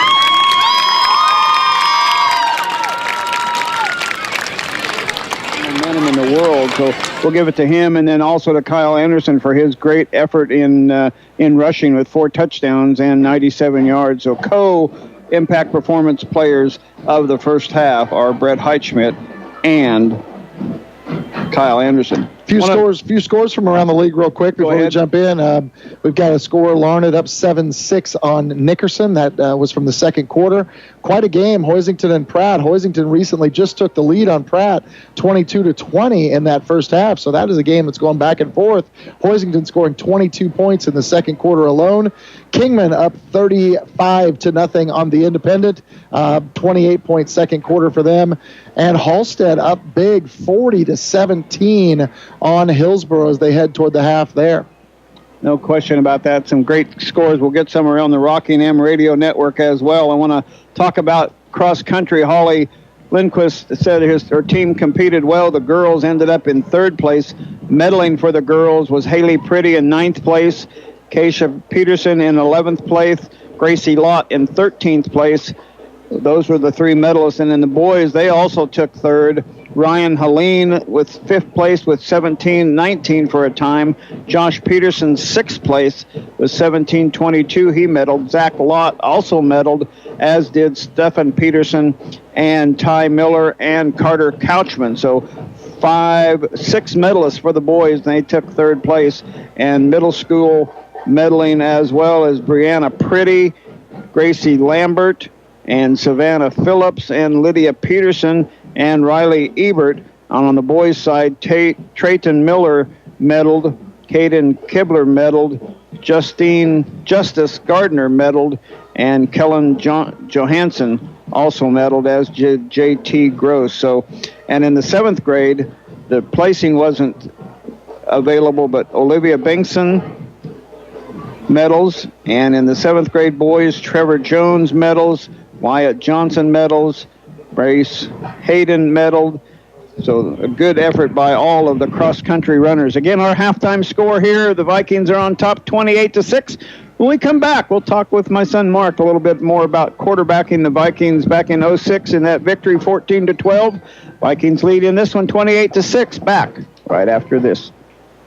Auburn Pharmacy is your local hometown Lindsborg pharmacy, located at 216 North Harrison Street, proudly supporting the Smoky Valley Vikings and Bethany Swedes.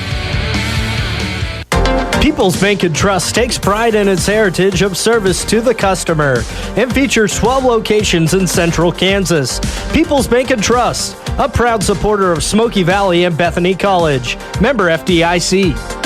Yeah, sure, the weather may be enjoyable now, but those brisk icy winds aren't far away. Keep Jack Frost out of your garage, out of your home, and most importantly, out of your pockets. Let Overhead Door eliminate those pesky air leaks with a cold weather tune-up for the biggest opening of your home, your garage door. This month, Overhead Door Company is offering a 20% discount on all top, side, and bottom seals with installation. Overhead Door Company of North Central Kansas in Salina and McPherson. Online at odcnck.com.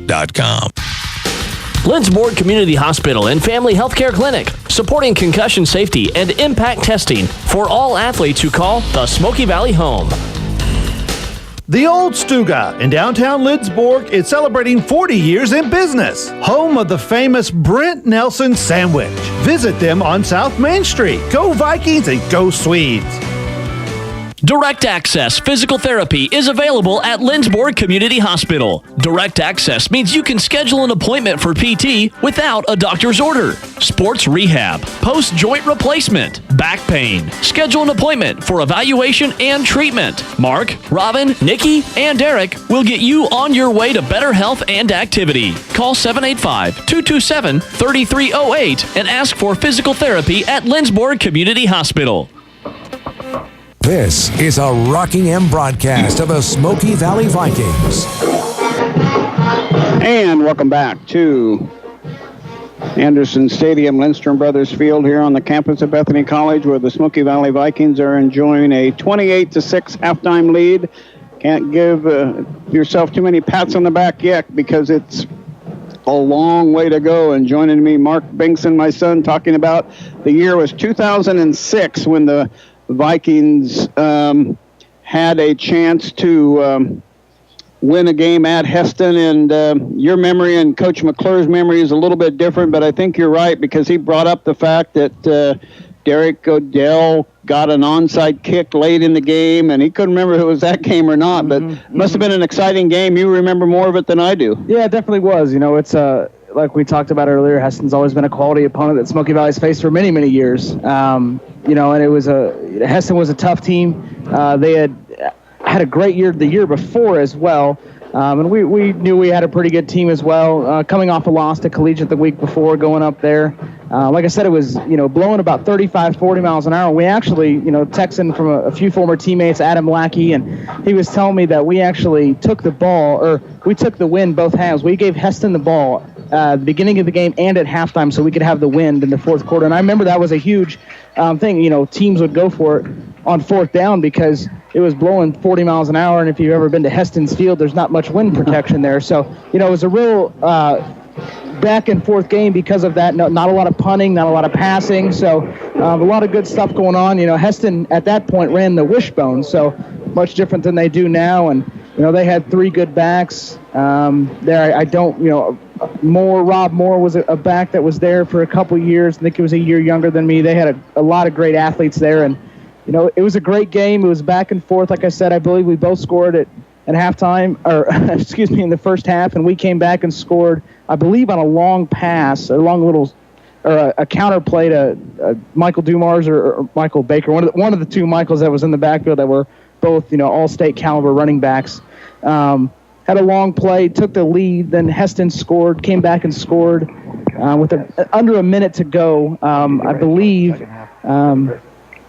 they went for two, of course, to try to tie it up, and I think Adam Lackey made the tackle, if I remember. I'm sure he'll text me if that's not right, but I believe he made the tackle, and like I said, they ran an onside kick. right after that, and I don't know how I remember this. Someone was on the sideline screaming, "Where's Derek Odell?" or something like that. Why is he out there? Or something, or why is he out there? And lucky enough, the ball went right to him. He caught it, and hey, that's how you win games. Guys step up in those type of situations and those types of things. And I believe that year we had a 3-way tie for the league championship between us, Hesston, and Collegiate. We all played each other in the first 3 weeks, so it was quite a competitive game. And it's always good to get when you can win on the road in league against a quality opponent, whoever it may be. It's always a good time, and it was definitely a fun game. And obviously there were some post-game things that happened. There were some bets that were made that were hey, people are a man of their word, and might not have been the smartest move by everybody, but hey, we had some fun, and it was a good win, and it's always a good memory. Always a good memory, and it's an exciting time. And some other members of your team, Chalk Hefner, a couple of the Clausen boys were on those teams, and Correct. Just a great bunch of kids. And you were also a candidate for homecoming, as was Sam Clausen, as was Michael Baker. Michael Clausen. Michael Clausen. So three football players that year were candidates for homecoming. So this brings back a lot of memories. And you weren't lucky enough to be playing on the turf, were you? No, we played I believe it was the second to last year of the natural field. I guess if that's what you would call it. It was a little different field conditions between now and it's a nice playing surface. I never had the opportunity to play on turf. None of the fields around had that, but I know a lot of the kids like it, and I've done a lot of things, intramural sports out here and doing some golf practice out here, but I've never actually played football on here. So that's exactly right, and it's a lot of fun. But we congratulate you on that victory, and we thank you for coming up and helping us tonight for at least the first half. I hope you can stay for most of the second half, as both teams have come out on the field. And Jared, we're not going to be able to take one more timeout, so we'll turn it back here. Doug, what else have you got? Just a couple more scores we've got out here right now around the area and around the state. We mentioned earlier, or we didn't mention earlier, Concordia and Abilene playing each other tonight. Concordia up 14-6 on Abilene at the half. Campus up 14-7 on Andover at the half. And then a really big game down south. You got Derby, number 3 in 6A, taking on number 2 in 5A, Bishop Carroll tonight. And at the half, that score is Derby 33, Bishop Carroll 24. So it's been a doozy of a game there. So we'll try to see if we can continue to pick up some more scores as the evening progresses. Never have seen a score yet from around the league between Lions and Haven as well. So we're still kind of looking for those and seeing what we find there. We do have Newton up 21-20 on Salina Central at the half. Goddard up 24-0 at the half in their game. Ellsworth up on Sacred Heart 22-15 at the half. And Southeast of Saline up 40-0 on Minneapolis at the half as we get ready for the second half of football. Zion Thomas and Tim Lambert deep. And here comes Tim Lambert up to 15-20, trying to get up the middle, trying to get to the other side. He's got some room. 30, 35, 40. The speed is going up midfield. He could go all the way. 30, 20, 10, 5. Touchdown, Smoky Valley. What speed does for you as Tim Lambert, what did I say? He took it at the 15-yard line, an 85-yard touchdown kickoff return. What a burst, too. Once he was able to get through that, he was over here on the closest near side of the field, was able to get turned back to the far side. And I tell you, once he got up to speed, it was like a bullet, wasn't it? I say, a lot of us have been watching the Royals the past couple of years, and that's what they say is that's what speed do, and that's what speed did. He beat those two guys he had about midfield. They thought they had the right angle on him and just beat him. I thought for a second they had the right angle. I did too. They did, but he had that extra burst and he was gone. He had another gear. They got stuck in the same gear, and he found another gear. Wishbone formation to go for 2. Vikings up 34-6. Wishbone formation behind Heitschmidt. Here comes Kyle Anderson bursting into the end zone for the 2-point conversion. And the Vikings up 36-6. We'll be right back with the ensuing kickoff right after this. At Mocha's, they get it. They understand your morning cup of coffee is more than just coffee. They know that your favorite coffee drink is the only way to make your day flow. Fresh coffee, lattes, sandwiches, and more. Mocha's with 2 Salina locations, 916 East Crawford and 2424 South 9th Street next to Dick's Sporting Goods. At State Farm, when home and auto work together as a team, you score time and money. Call State Farm agent Anthony Hopkins, 785-472-4426 today. Like a good neighbor, State Farm is there. You're listening to Smoky Valley Vikings Athletics. And welcome back, as we're still in shock about this return from the 15-yard line. Tim Lambert, I said it when he went around the edge. I said he's got some room, and then it was just a blur. It took me back to what Coach Lambert said at Quarterback Club when he was talking about his son's penalty. When Kyle ran that touchdown pass, he said this white blur came by me. So I'm going to ask him again. This white blur went from about the 45 to the 40 on our side in about 1.2 seconds. I've been a blur before, but not for that reason. Raleigh Wilson will kick it off for the Vikings. While on the ground, wobbling and picked up and going down with the ball is one of their upbacks, number 13 on the play, Josh Rostetter. What a play! I don't know how long it's been since we've had a kickoff return on any level. I mean, it just seems like we just don't we give up some once in a while, but Tim just adds a dimension that we have not had. That's exciting. Well, you come out of the half of your Hesston and you say, get this, stop it, let's get the ball back, and then that changes everything. My goodness, 36-6, the Vikings are up. Hand off to Roth, coming up the middle now, kicking it to the outside. He's got some running room. He's near midfield. He's running over would-be tacklers. Zion Thomas and Carson Winholtz and Shaw again on the tackle over there, but not before Hesston picks up about 16, 17 yards on that first carry. Parker Roth is rested now. He really got worn down in that first half, going both ways, making a lot of tackles for the Swathers. Cox at quarterback, two receivers near side. He's going to tuck it and run it himself to the outside. He's going to get outside. He's got a little room. Great tackle by Winholtz on that play as he gets across the 45 down to the 44-yard line of Viking territory. Playing with a little bit more energy right now offensively, I think, are the Swathers as well. They need to. I think that was kind of the challenge at the half was you guys have got to pick it up a little bit. I think offensively now they are doing that. Pistol formation for Cox, puts Nebel in motion to the far side. Here comes Parker Roth up the middle. Kyle Anderson stops that gain after about 2 yards. It was a great form tackle by Kyle. He just put his head to the side where the ball was, wrapped up his legs, and took him down. 3rd down and 2 left for the Swathers. That could be a textbook tackle on film right there out in the open. Two receivers near side. Oh, that should have been motion. The receiver, Cox, tucks it himself and gets first. Now he's going to be short. He just got to the 40-yard line, just across the 40. It's going to be 4th and a yard. Looked like he had a seam there, but I think he actually ran into his own lineman there again and just went straight down at first contact. And Vikings have a chance here to. They're not batting an eye though. They're going for it on 4th down. Now they look over to the sideline and get a little bit different play look maybe. Two receivers near side, one to the far side. That's Taves.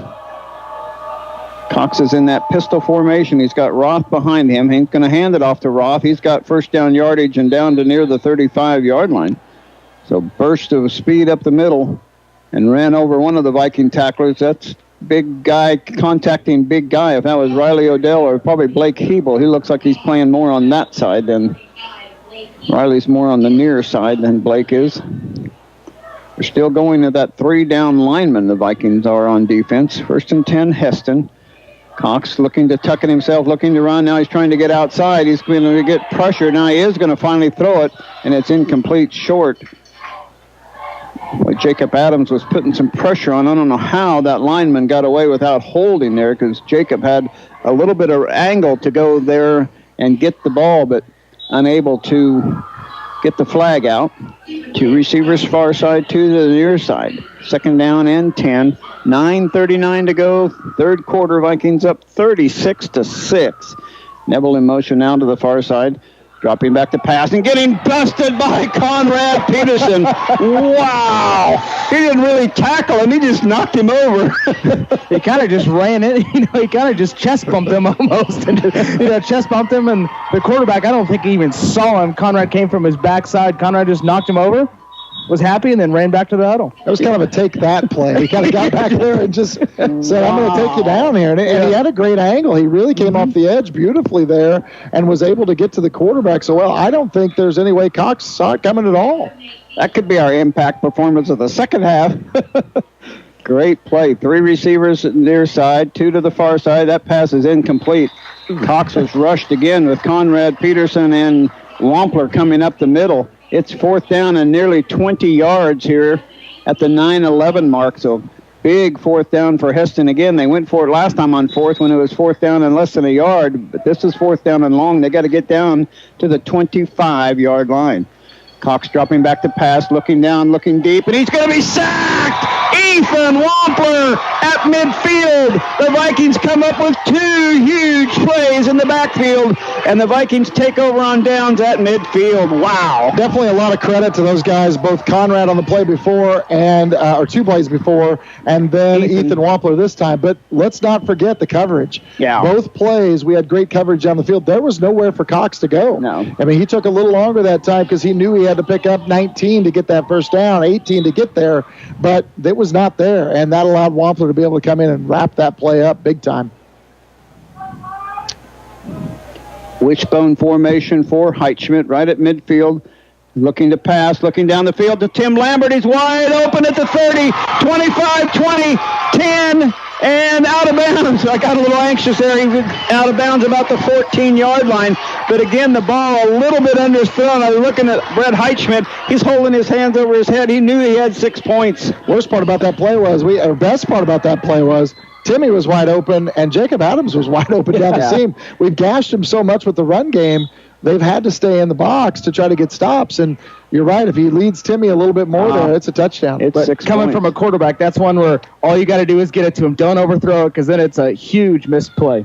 Here comes Kyle Anderson running. He's got room to run. He's down near the 5-yard line. Great tackle there by somebody for the Swathers. That looks like Nebel, number 2 on that tackle. Kyle was looking to stretch that into the end zone, but he's going to come up short. He's going to give about 7 yards on that play. 8:25 to go. Vikings inside the Next Tech Wireless red zone. Lowest rates, flexible plans, exceptional customer service for everywhere you are. Say goodbye to just being a number. Say hello to something different at Next Tech Wireless. Wishbone formation for Heitschmidt. Under center. Here comes Court Elliott churning inside the 5. First down yardage. It's going to be 1st and goal for the Vikings about the 3-yard line. Good hard running by Court Elliott in there. Wow, what an exciting half this has been already. Lots of exciting plays with a kickoff and then 2 big sacks and now a big pass play and now some just smash mouth football right now. Yeah, you and I said early it's not going to get to 50, but if the Vikings could stick it in here, there's a chance at 44 here with the extra point or with the 2-point conversion. 2-point touchdown, right? 2-point touchdown, whatever you want to call it. Whatever you want to call it. It puts points on the board. Here comes Court Elliott. Touchdown. Court Elliott with a 3-yard touchdown run. And the Vikings tack on 6 more. 42-6 at the 7:39 mark. Not a long drive for the Vikings. 4 plays taken at the 49 yards from around the midfield stripe. But all, of course, keyed by that first pass from Heitschmidt to Tim Lambert up the sideline.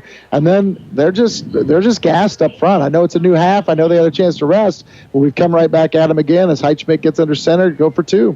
Wishbone formation. Here's a toss. Tim Lambert trying to find some room. Tim Lambert at the goal line. No good. So he just didn't make it. And the Vikings take a 42-6 lead with 7:39 to go. Back with the ensuing kickoff right after this. Yeah, sure, the weather may be enjoyable now, but those brisk icy winds aren't far away. Keep Jack Frost out of your garage, out of your home, and most importantly, out of your pockets. Let Overhead Door eliminate those pesky air leaks with a cold weather tune-up for the biggest opening of your home, your garage door. This month, Overhead Door Company is offering a 20% discount on all top, side, and bottom seals with installation. Overhead Door Company of North Central Kansas in Salina and McPherson. Online at odcnck.com. This is a Smoky Valley Vikings broadcast. Welcome back to Anderson Stadium, Lindstrom Brothers Field. During the timeout, we were talking about how taxing it is on your body to go both ways, and they just don't have a lot of players, as I've highlighted both of them here. They've got about 7 or 8 guys going both ways, and they've tried to filter in some guys a little bit, but when you're gashed for 2 sacks and then you come up and you give up a big pass play, you keep them from scoring, but your dauber's down. There's no question about that. Yeah, and you made the point earlier, we hadn't seen Cox out there at all on defense, and now we've seen him all out there almost every play since then, because he's they an are athlete. tired. Well, they're tired. They're needing to find more guys. Raleigh Wilson to kick off for the Vikings. Another kick on the ground, bouncing over the up back. Now Taves is taking it at the 30-yard line, so that effective kickoff is doing some good down there, bouncing around one of the up backs that had looked to take it about the 40-yard line, bounced right over his head. So the Vikings will be on defense. Hesston will take over 1st and 10 at the 30-yard line. Be real interesting here. You know, for Coach Lambert, this is about the ideal start to the second half, and for Heston's coach, this is about the worst thing you could do. So let's see how Hesston responds here, down 42-6. If it'd be fourth quarter, it'd be running clock. Wouldn't we like that? Cox looking over here into the flat, caught by Nebel, trying to get around Zach Abel, but he's going to be taken out of bounds. Pickup of about 5, maybe 6 on the play. A great defense by Zach Abel. And again, Vikings just are keeping the short passes in front of them. You want to pick up 5 or 6 yards of play, down 42-6, then so be it. Go ahead. Mm-hmm. 2 receivers each way for the Swathers. Cox looking in the flat over there, caught. First down yardage by Taves up near the 45-yard line. Carson Winholtz in on the tackle. But not before Hesston will move the chains. But that's exactly what they were doing last time, moving the chains before the Viking defensive front line got in there and made some big stops. 2 receivers each way for Smoky Valley. Here comes Roth busting it up, and he's going to get stopped right at the line of scrimmage. No gain.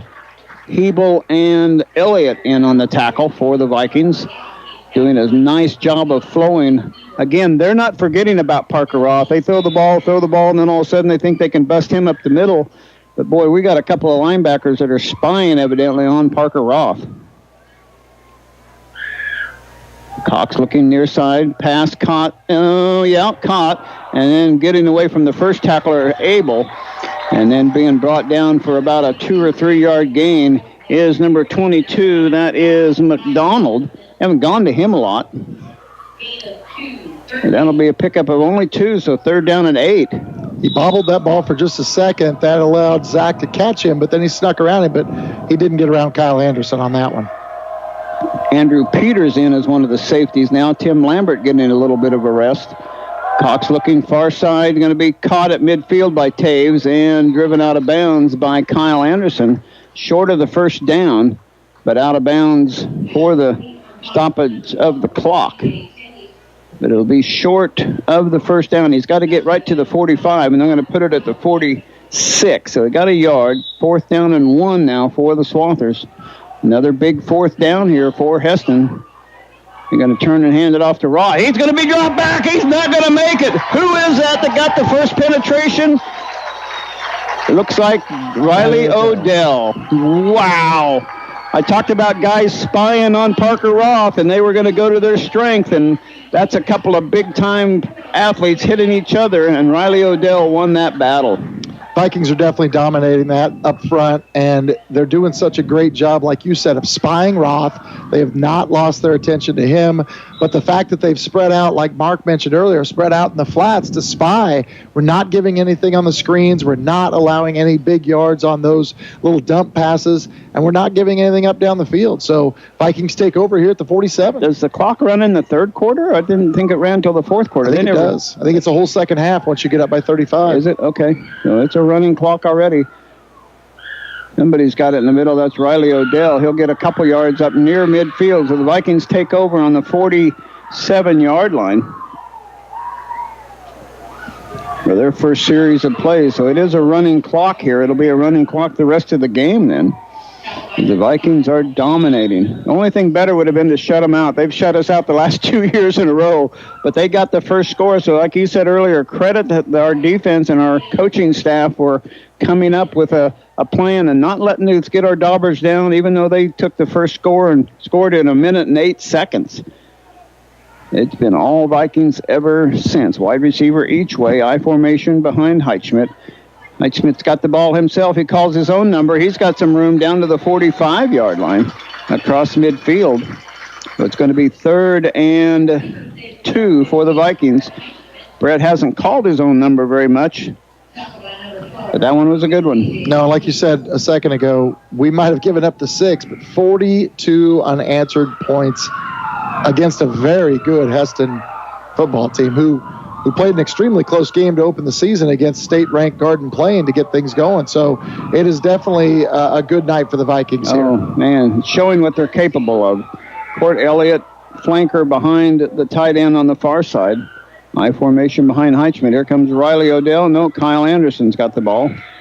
Second man through is not going to get it, so it's going to be 4th down for the Vikings. I'm assuming the Vikings will go for it here. It's 4th down and very short, about a yard.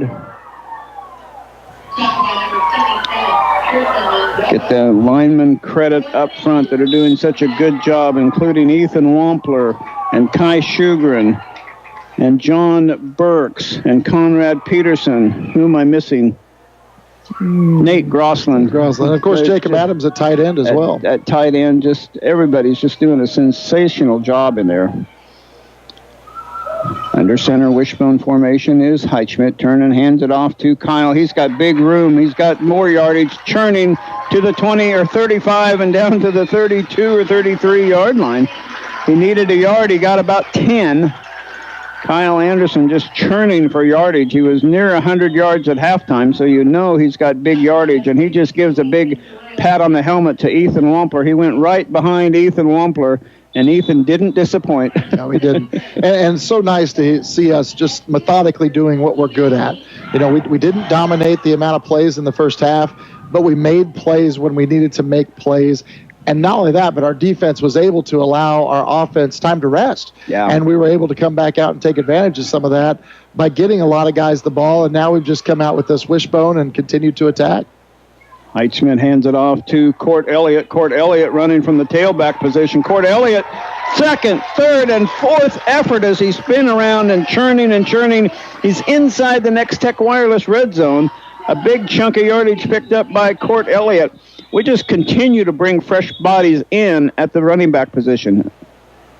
Looks like a cramp, I think. Yep. A little slow to get up, Court. He'll get replaced by Tim Lambert. We got about 5 or 6 guys that can be in that backfield, no question about it. And as you pointed out, Smoky Valley is in the Next Tech Wireless red zone. Lowest rates, flexible plans, exceptional customer service for everywhere you are. Say goodbye to being just a number. Say hello to something different at Next Tech Wireless as the Vikings are calling on the end zone again. And the Vikings would love nothing better. They may let this clock run out before halftime or third quarter, but they will have to run a play. There's only 9 seconds, 8 on the play clock. They're going to have to hurry and get this one snapped. And they will. Here comes Odell. He's rumbling toward the first down marker, and he'll get about 7 on that play, Riley Odell, and that will be the end of the third quarter. And I don't think the Vikings will stop the clock here. They had to get the clock run. And Coach McClure is signaling, let's walk to the other end, guys. Our score after 3 quarters, Smoky Valley 42, Hesston 6. Back with the fourth quarter right after this. As an active person, whether on the playing field or a morning bike ride, an injury can stop you. Quick treatment from Salina Ortho can lead to quick recovery. Don't allow an injury to keep you from the active life you enjoy. Salina Ortho, your voice, your choice, past, present, and future. Improve your yield with A-Series soybeans from DuPont Pioneer. Available through Phelps Seed, your hometown Pioneer seed specialist. Using accelerated yield technology, A-Series beans deliver 2.3 more bushels per acre than the competition. Phelps Seed and Pioneer, with you from the word go. The Vikings play here. I should have written it down better. And welcome back to Anderson Stadium, Lindstrom Brothers Field, where the Vikings totally dominating the Hesston Swathers in this game. We talked about it before. The Vikings gave up the first score with 10:52 left to go in the first quarter. A 75-yard run by Roth. But they have answered back, scoring 42 unanswered points. And now this fourth quarter will continue the running clock. And what a great game for homecoming, for all the festivities going on, and it's just been a fun night. It really has been. And the Vikings, just a couple things as we enter into the fourth quarter. Vikings only 42 plays, but 311 yards on those plays compared to 47 plays for Hesston and 212. Meanwhile, Kyle Anderson, 16 carries, 117 yards, and those 4 touchdowns. Court Elliott, 12 for 74 and 1 touchdown. And Parker Roth for Hesston, 15 carries, 94 yards, and a touchdown as well. Change at quarterback, Lane Schrog in there, as well as Raleigh Wilson playing fullback. Here comes Raleigh Wilson. Oh, he went head over heels on that one. Getting inside the 10-yard line. Looks like he's still going to be short, so the Vikings making changes there. That's a nice gesture to not keep your starters in the fourth quarter. I might have thought we would have gone ahead and let them finish that drive and then to make the change, but I think with the running clock, though, I think that takes a lot of time off the clock, and that makes it difficult. You want to give guys time. 42-6 with a running clock, you feel pretty confident that you can get guys in the game and get them a chance to play and do some nice things. Maybe even get the touchdown here to finish the drive. Still got our starting tailback Anderson and Lambert in there, and they still got our lineman. Here comes Lane Schrog. He's trying to tiptoe into the touchdown, but he'll get inside the 5-yard line, and that will be a first and goal for Smoky Valley.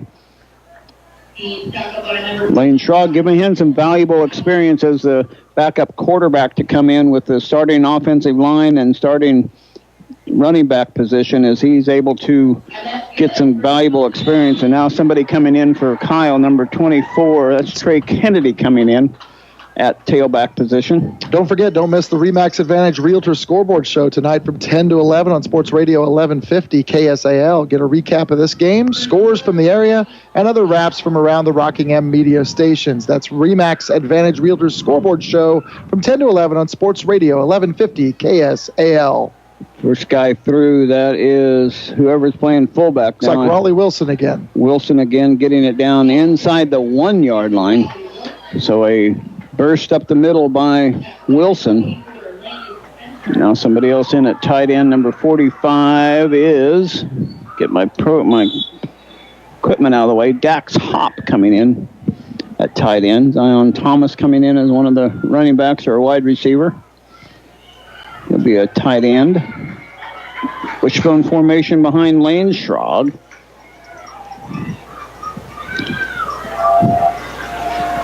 Schrog turns, hands it off to Wilson again, and he's in for the score. Touchdown, Raleigh Wilson, with 9:42 to go in the fourth quarter. And the Vikings just simply running at will almost. Yeah, they really are. That offensive line, and it really doesn't matter who we've had out there. Our offensive line has done a fantastic job of clearing holes and doing things, but it's been a progression throughout the game. Once you start wearing guys down and once you start seeing a little bit of success, that was a big thing tonight, was to get up on top early and see that success. Brandon Malm out here to kick the extra point for the Vikings. He got 2 in last week, and this one's right through. It is good, and our score with 9:07 and running 49-6, back with the ensuing kickoff right after this. Do you know what major TV networks, Hall of Fame athletes, wineries, pubs, famous chefs, and brides and grooms from across the country have in common? They all purchase custom-etched glassware at glassdecorators.com. EmsloyGlassDecorators.com have been providing carefully etched glass for nearly 30 years. An effective tool for company branding, etched glasses are also perfect for school and civic groups, special occasions, and that one-of-a-kind gift they won't find anywhere else. Emsloyd Scandinavian Specialties and GlassDecorators.com, supporting Smoky Valley Athletics since 1984. This is a Rockingham broadcast of the Smoky Valley Vikings. And welcome back. We're trying to help the scorekeeper. The man in the white hat is trying to stop the clock. They'll probably tell him how much time to put on. They scored at 9:42. We'll see how close they get to that. 10 plays, 53 yards there on the Vikings with that drive, and of course the drive culminating with Raleigh Wilson being able to take the ball in for the touchdown for Smoky Valley.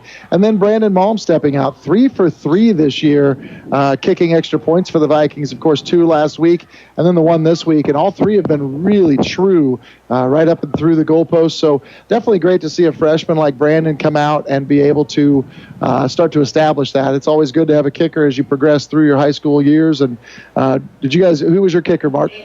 I was the kicker. You were the kicker. My senior year, yeah, we had my junior year, we had Austin Orr was a kicker for a couple years, and then he graduated and we didn't have a kicker, so I said, well, I can try. And so, it was a fun experiment, I guess. Didn't end so well, but on the end of the season, but that's all right. Yeah, missed. The only extra point he missed was a kick to tie it up to that was against Nickerson, wasn't it? Yeah. Nickerson right here on this field. I remember that game. This field. Halloween night, if I remember correctly. Yep, Halloween night. That's exactly right. Brandon Malm, the kickoff, so the freshman gets to get his justice due at kickoff also. Approaches the ball and taken by Nebel at the 10. Looking middle, now looking near side and being crushed by the Vikings. Blake Hebel in there, as well as Carson Winholtz, as well as Josh DeAndrea. So I think Brady Weber in on that too. Like I said, there's a lot of numbers. We had a lot of guys on that play. Yeah. It's good to get the little momentum is on your side, I think, here as the Vikings wholesale changes now on defense. Blake Hebel, number 39 in there.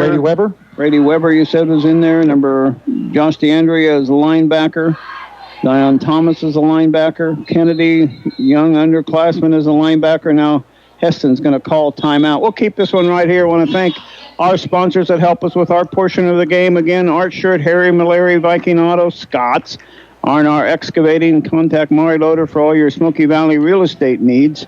Dr. Darrell Loader at Smoky Valley Chiropractic, CNL Heating and Cooling, Lindsberg Family Dental, Phoenix Restoration, People's Bank and Trust, Gallant Tire and Auto, Dower Welding, and Bank of Tescott. What do you got, Doug? Something? I don't know if I've got anything. I'm just kind of sitting over here now. I'm just kind of taking it all in, thinking to myself, again, thinking back to how long it's been since we've beaten Hesston, and just the fact of the way we've done it. I know I sit up here a little bit as your color commentator, but I also sit up here a little bit as the head basketball coach too, and remember that feeling last year when we finally beat Hesston after quite a long stretch of not being able to beat them. And I know how great that's got to feel for these young men out there. This is something they look forward to, but I know Coach Lambert preached just another game. Play your game, do your thing. But Hesston's going to open up this drive here, get their plays going. Number 1, back to throw. Cox, incomplete pass out to Taves. Taves coming up looking like he might have a little cramp as well. Yeah, it's a warm night, and there's a lot of guys that have played a lot of reps tonight. There's been a lot of plays on this field, considering the amount of times that Hesston throws the ball and the amount of dead balls that we've had along the way. So 2nd and 10 for Hesston. Cox still in at quarterback. 3 receivers to the far side, to the near side, looking far side, going out in the flat, caught, and immediately tackled, getting first down yardage, though, dragging the would-be tackler Wally Wilson with him, as well as number 3 in there. That's Chase Pywell getting in on the action. So first down for the Swathers. Now Hesston quickly moving out. 3 receivers far side. Cox looking. Now he's getting chased out of the pocket, rolling near side, still looking down the field and in the flat. Caught by number 17 on the play. That is a new receiver, Fleming, in there. So he gets a completion into Viking territory. Great play there by Cox as a quarterback. He kind of got some pressure up the middle, rolled out on the run, right against the sideline. And a great catch by 17 there for a pretty big gain there for the Swathers. Carson Byers is checked in now.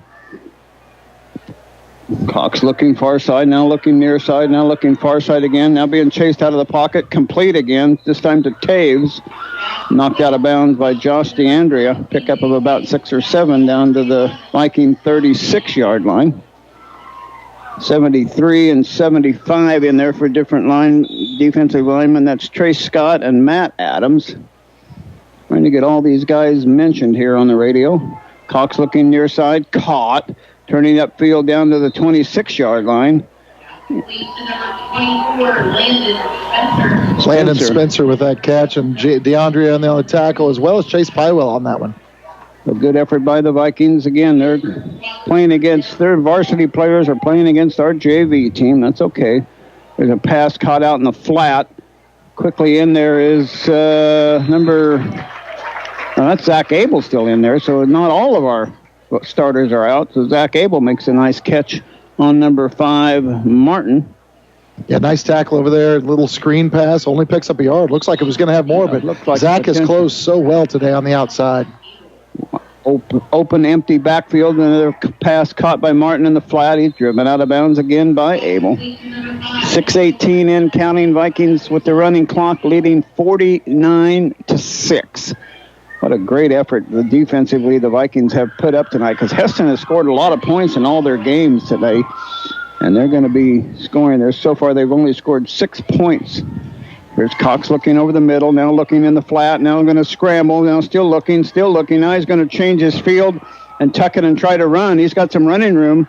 He's at the 15, at the 10, at the 5, spinning, tackled near the goal line by Raleigh Wilson. So a scramble by the quarterback, a long play, but he kept it alive, and it's 1st and goal, Hesston. Cox has a little bit of speed out there. He's able to move well, and once he did get back there and we forced him up the gap, he was able to pick up a number of yards there. 3 receivers on the near side, and into the pass is incomplete, knocked away by Winholtz and DeAndre.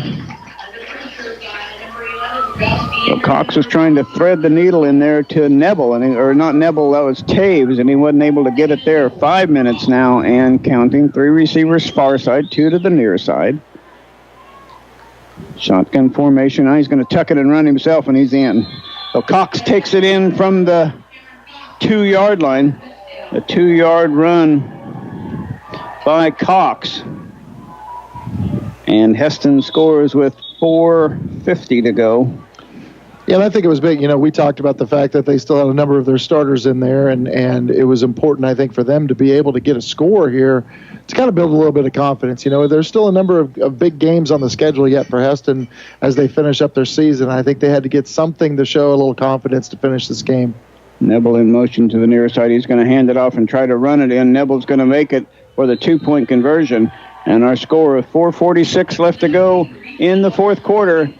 Smoky Valley 49, Hesston 14. We'll be back with the kickoff right after this. Game day starts and finishes at Farley's Bar and Grill in downtown Lindsborg. Located at 101 North Main, this upscale, one-of-a-kind establishment offers a wide variety of drink and food specials. Come try their jalapeno poppers, coconut chicken tenders, or their classic Monte Cristo. Then wash...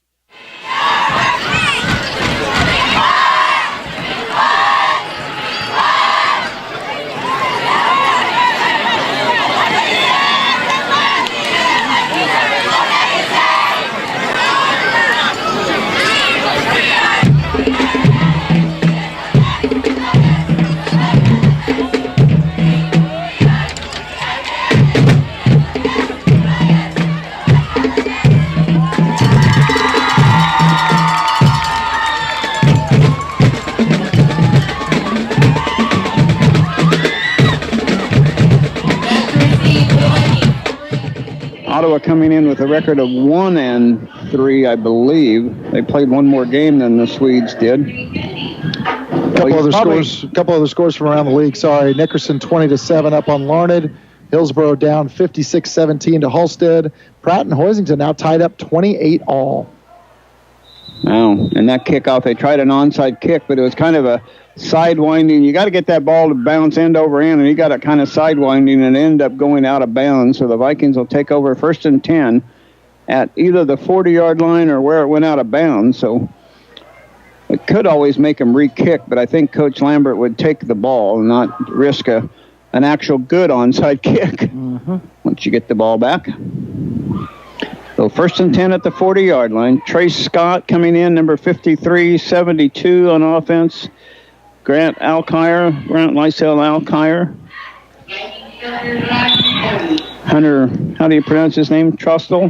Hunter Trostel, yes. Looks like Carson Byers coming in at a split end position as well. Lane Schrog back into quarterback. Matt Adams, we've mentioned him. Number 54, Wyatt Reed in there, one of the offensive linemen. Wishbone formation behind Schrog. Turn to hand it off to the fullback, Wilson. He's met at the line of scrimmage. No gain on the play. Also in the backfield, number 24, Trey Kennedy. I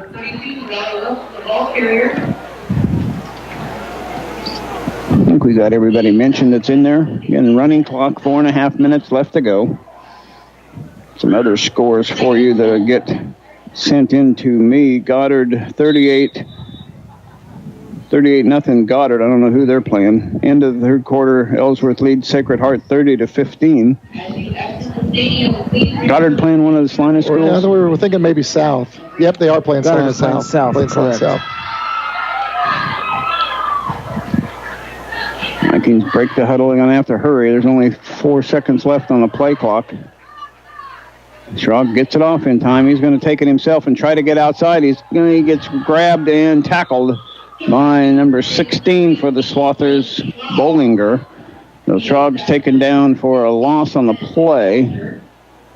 Back to the 37-yard line. So it's going to be 3rd and 13 for the Vikings.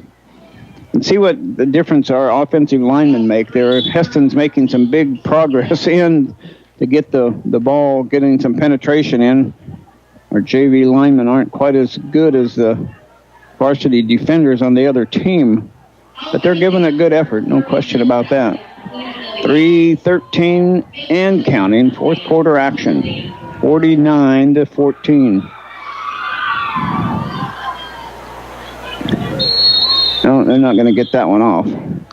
Vikings taking too long to get that play called. They're going to have a 5-yard penalty. They haven't had very many penalties tonight. Is that only the second one, or is that our first? I can't remember. Have we had? We had the pass interference. We did have the pass interference. That was accepted. And they declined.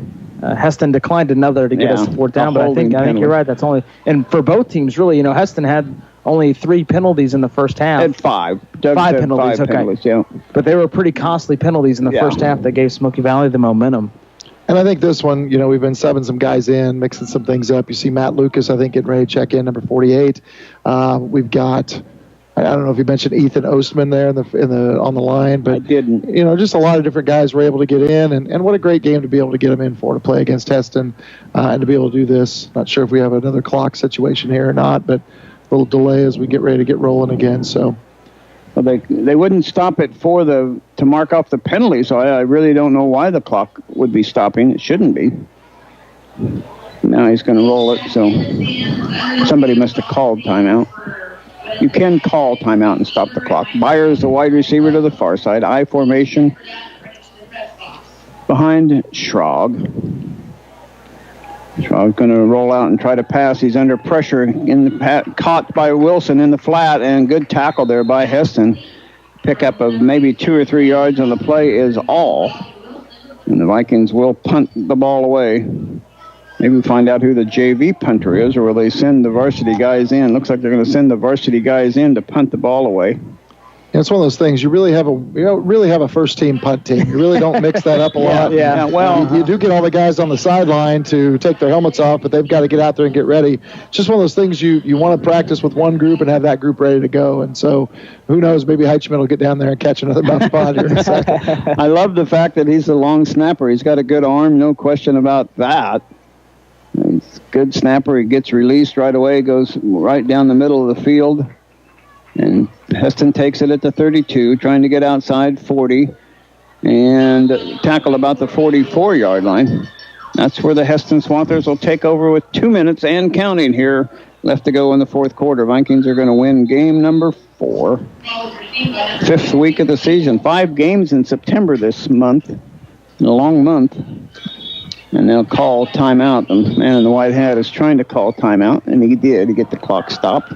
Yeah, I think Hesston's taking a timeout here so they can get things set up. Probably, again, to establish for them who they're going to be putting where. I'm sure they're going to get some mass subs in here as well. And And let's see. I know you and I have been kind of busy doing other things tonight, but I know for one thing we have league tennis tomorrow. I can't remember if you mentioned that, but we do have, of course, the Remax Advantage Realtors scoreboard show coming up tonight. That's from 10 to 11 on Sports Radio 1150 KSAL. Get a recap of this game, scores from the area, and other wraps from other Rockingham media stations. That's the Remax Advantage Realtors scoreboard show from 10 to 11 on Sports Radio 1150 KSAL. Taking a quick look also around the league, see if we have any updates here real quick. It looks like we're 27-7 Nickerson over Larned. That one surprises me a little bit. Halstead 56-17 over Hillsboro. Pratt and Hoisington still tied up 28-all, and Kingman up on the Independent 45-6. There is a new quarterback in for Hesston, number 11, and he's going to get sacked. Carson Byers finishes off. First man to have him was 39 Weber, and then Carson Byers finishes off the sack. Quarterback number 11 is Jacob Eilert. Cardi Byers getting an ovation from the fans here. Eilert looking down, going to go deep on the far side, and going to have a flag there. A lot of contact. Now 2 and 3 more flags come out. I think the officials might have got bored. I guess they just all wanted to throw Kennedy over there on defense. I thought he played pretty good, but he kind of shoved the guy a little bit, trying to get some separation. But you don't stop the call unless he called timeout. Timeout. Yep, called timeout. Yeah. Okay. I was going to say you don't stop the clock on a penalty. On a running clock. They're going to step off 15 yards against the Vikings, so. Yeah, it looked like he got his head around, but you're right, he rode him pretty good down the sideline there, but at the same time, it looked like. We've seen a lot worse that hasn't been called. Well, and like Mark said, I think everybody had a quota for the amount of flags that had to be thrown today, so they each had to get it out of their pocket at least once. It didn't look quite that egregious to earn 3 flags. No. 1 minute left here. We'll keep this one right here as Hesston did call a timeout. Is there anybody else we didn't get as the numbers run out there? We haven't mentioned 25 for the Vikings. That'd be Court Shugren. That's Court Shugren, a freshman getting out there. So he's getting in there as a cornerback. So good for him. We mentioned number 7, I think, Venables out there. Kind of a neat story with Court. I think he's wearing Kai's old number. Now that Kai's become a lineman, I think Court's wearing the old 25 here, so kind of nice to see that. 2 receivers each way for the quarterback for Hesston. Eilert dropping back to pass, looking far side. Now he's going to go deep along the side. Caught, and it's going to be a touchdown by number 4, Morales. So a 46-yard touchdown pass. Yeah, it was a little out and up. I mean, he ended up going toward the bench, and we bit hard on that little out. And then he headed up the sideline, and we just didn't quite recognize that as well as we should have. Like I said, a lot of young guys out there that don't see maybe that kind of speed. And he was a very quick wide receiver there to be able to get down the field. But definitely touchdown for Hesston. That cuts it 49-20 as they set up to go for 2 here. And Eilert's going to go on the option, try to pitch it outside, and the Vikings are going to hold. Good effort by stringing that play out. First guy there was Trey Kennedy, I believe. I was just going to say number 24 helped string that one out. So Hesston gets to 20. 49-20 is our score. We'll be back for the ensuing kickoff right after this. Yeah, sure, the weather may be enjoyable now, but those brisk icy winds aren't far away. Keep Jack Frost out of your garage, out of your home, and, most importantly, out of your pockets. Let Overhead Door eliminate those pesky air leaks with a cold weather tune-up for the biggest opening of your home, your garage door. This month, Overhead Door Company is offering a 20% discount on all top, side, and bottom seals with installation. Overhead Door Company of North Central Kansas in Salina and McPherson. Online at odcnck.com. I've given up a couple of fourth quarter scores, but pretty meaningless scores as the clock started running in the running clock in mid-third quarter after the Vikings went up 42-6 at the 7:39 mark. Basically, the game was over at that point. Hesston will probably try another onside kick here. I don't know if the Vikings have their hands teams up there really or not. Probably doesn't matter.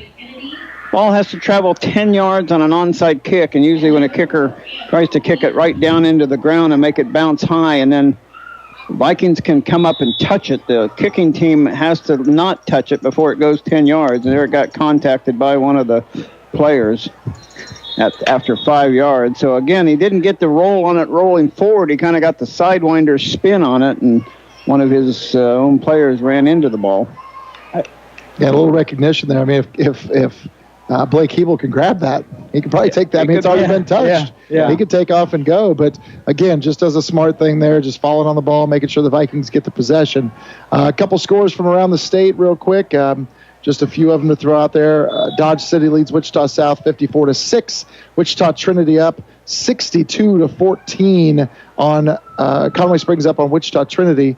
And Mays South 42-0 up on Mulvane. That's late in the fourth. The Vikings will go into their victory formation. Lane Schrog has gone all the way from the 7:30 or whatever the late flag is. Now, illegal substitution on the Vikings. Somebody came in late to run the victory formation. I'm not sure we don't have too many men on the field. Oh, yeah. Just trying to get everybody on the field for a little while. I don't have a problem with that. Everybody get in there. They threw 3 or 4 flags on that penalty. We might as well just put guys out there. 48 seconds, so they'll have to snap the ball twice because I think Hesston's out of timeouts. They are. Lane Shaw will go for a victory formation. Take one snap. They'll let the clock run down under 25 seconds and snap it again, and this game will be a final. It's been a great game for the Vikings, just dominating the points and the maybe not time of possession, but after giving up the opening touchdown and then scoring 42 unanswered points, that is just tremendous. Yeah, and the way they went about it, I mean, just very methodical, just continuing to push the ball up the field and continuing to wear down a very good Hesston football team. And that is the final snap. The Lane Shaw throws the ball to the official. The official clunks one of the Vikings in the back of the head with it as he's throwing it to the sideline. And it is final. Our final score, 49 for the Vikings and 20 for the Hesston Swathers. We'll be back for the Remax Advantage or Bank of Tesket postgame show right after this. Overhead Door Company of North Central Kansas invites you to visit their website at odcnck.com. Once there, you can look over the products that Overhead Door offers for commercial and residential installation and repair. Overhead Door Company services all of North Central Kansas. Ace your next harvest with A-Series beans from Phelps Seed, your hometown Pioneer seed specialist, providing Pioneer wheat, corn, soybean, sunflower, and milo seed, along with the crop protection chemicals you need. Grow with a winner. Phelps Seed, with you from the word go. Bethany College Swedes succeed. Bethany students lead lives of faith, learning, and service as they find their own pathways on Bethany's beautiful campus that's filled with opportunities to get involved with art, music, theater, athletics, service learning, sustainability, leadership, global citizenship, and more. Swedes succeed in their careers and their communities. Learn more at www.bethanylb.edu. Farmers State Bank of Lindsborg, located at 447 Harrison Street, is proud to support the Smoky Valley Vikings and Bethany Swedes. Good luck, Vikings, and good luck, Swedes. Member FDIC.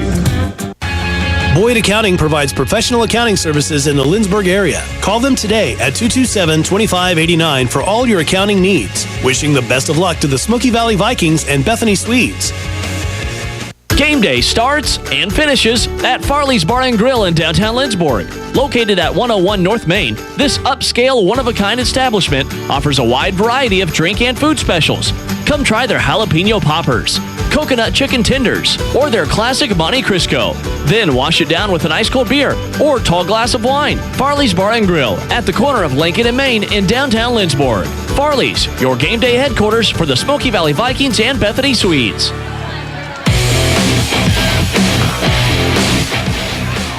This is the Bank of Tesket postgame show. Coming up, the Salina Ortho Player of the Game, scores from around the area, final stats, and an interview with the coach. This is Smoky Valley Vikings football on 95.5 The Rock.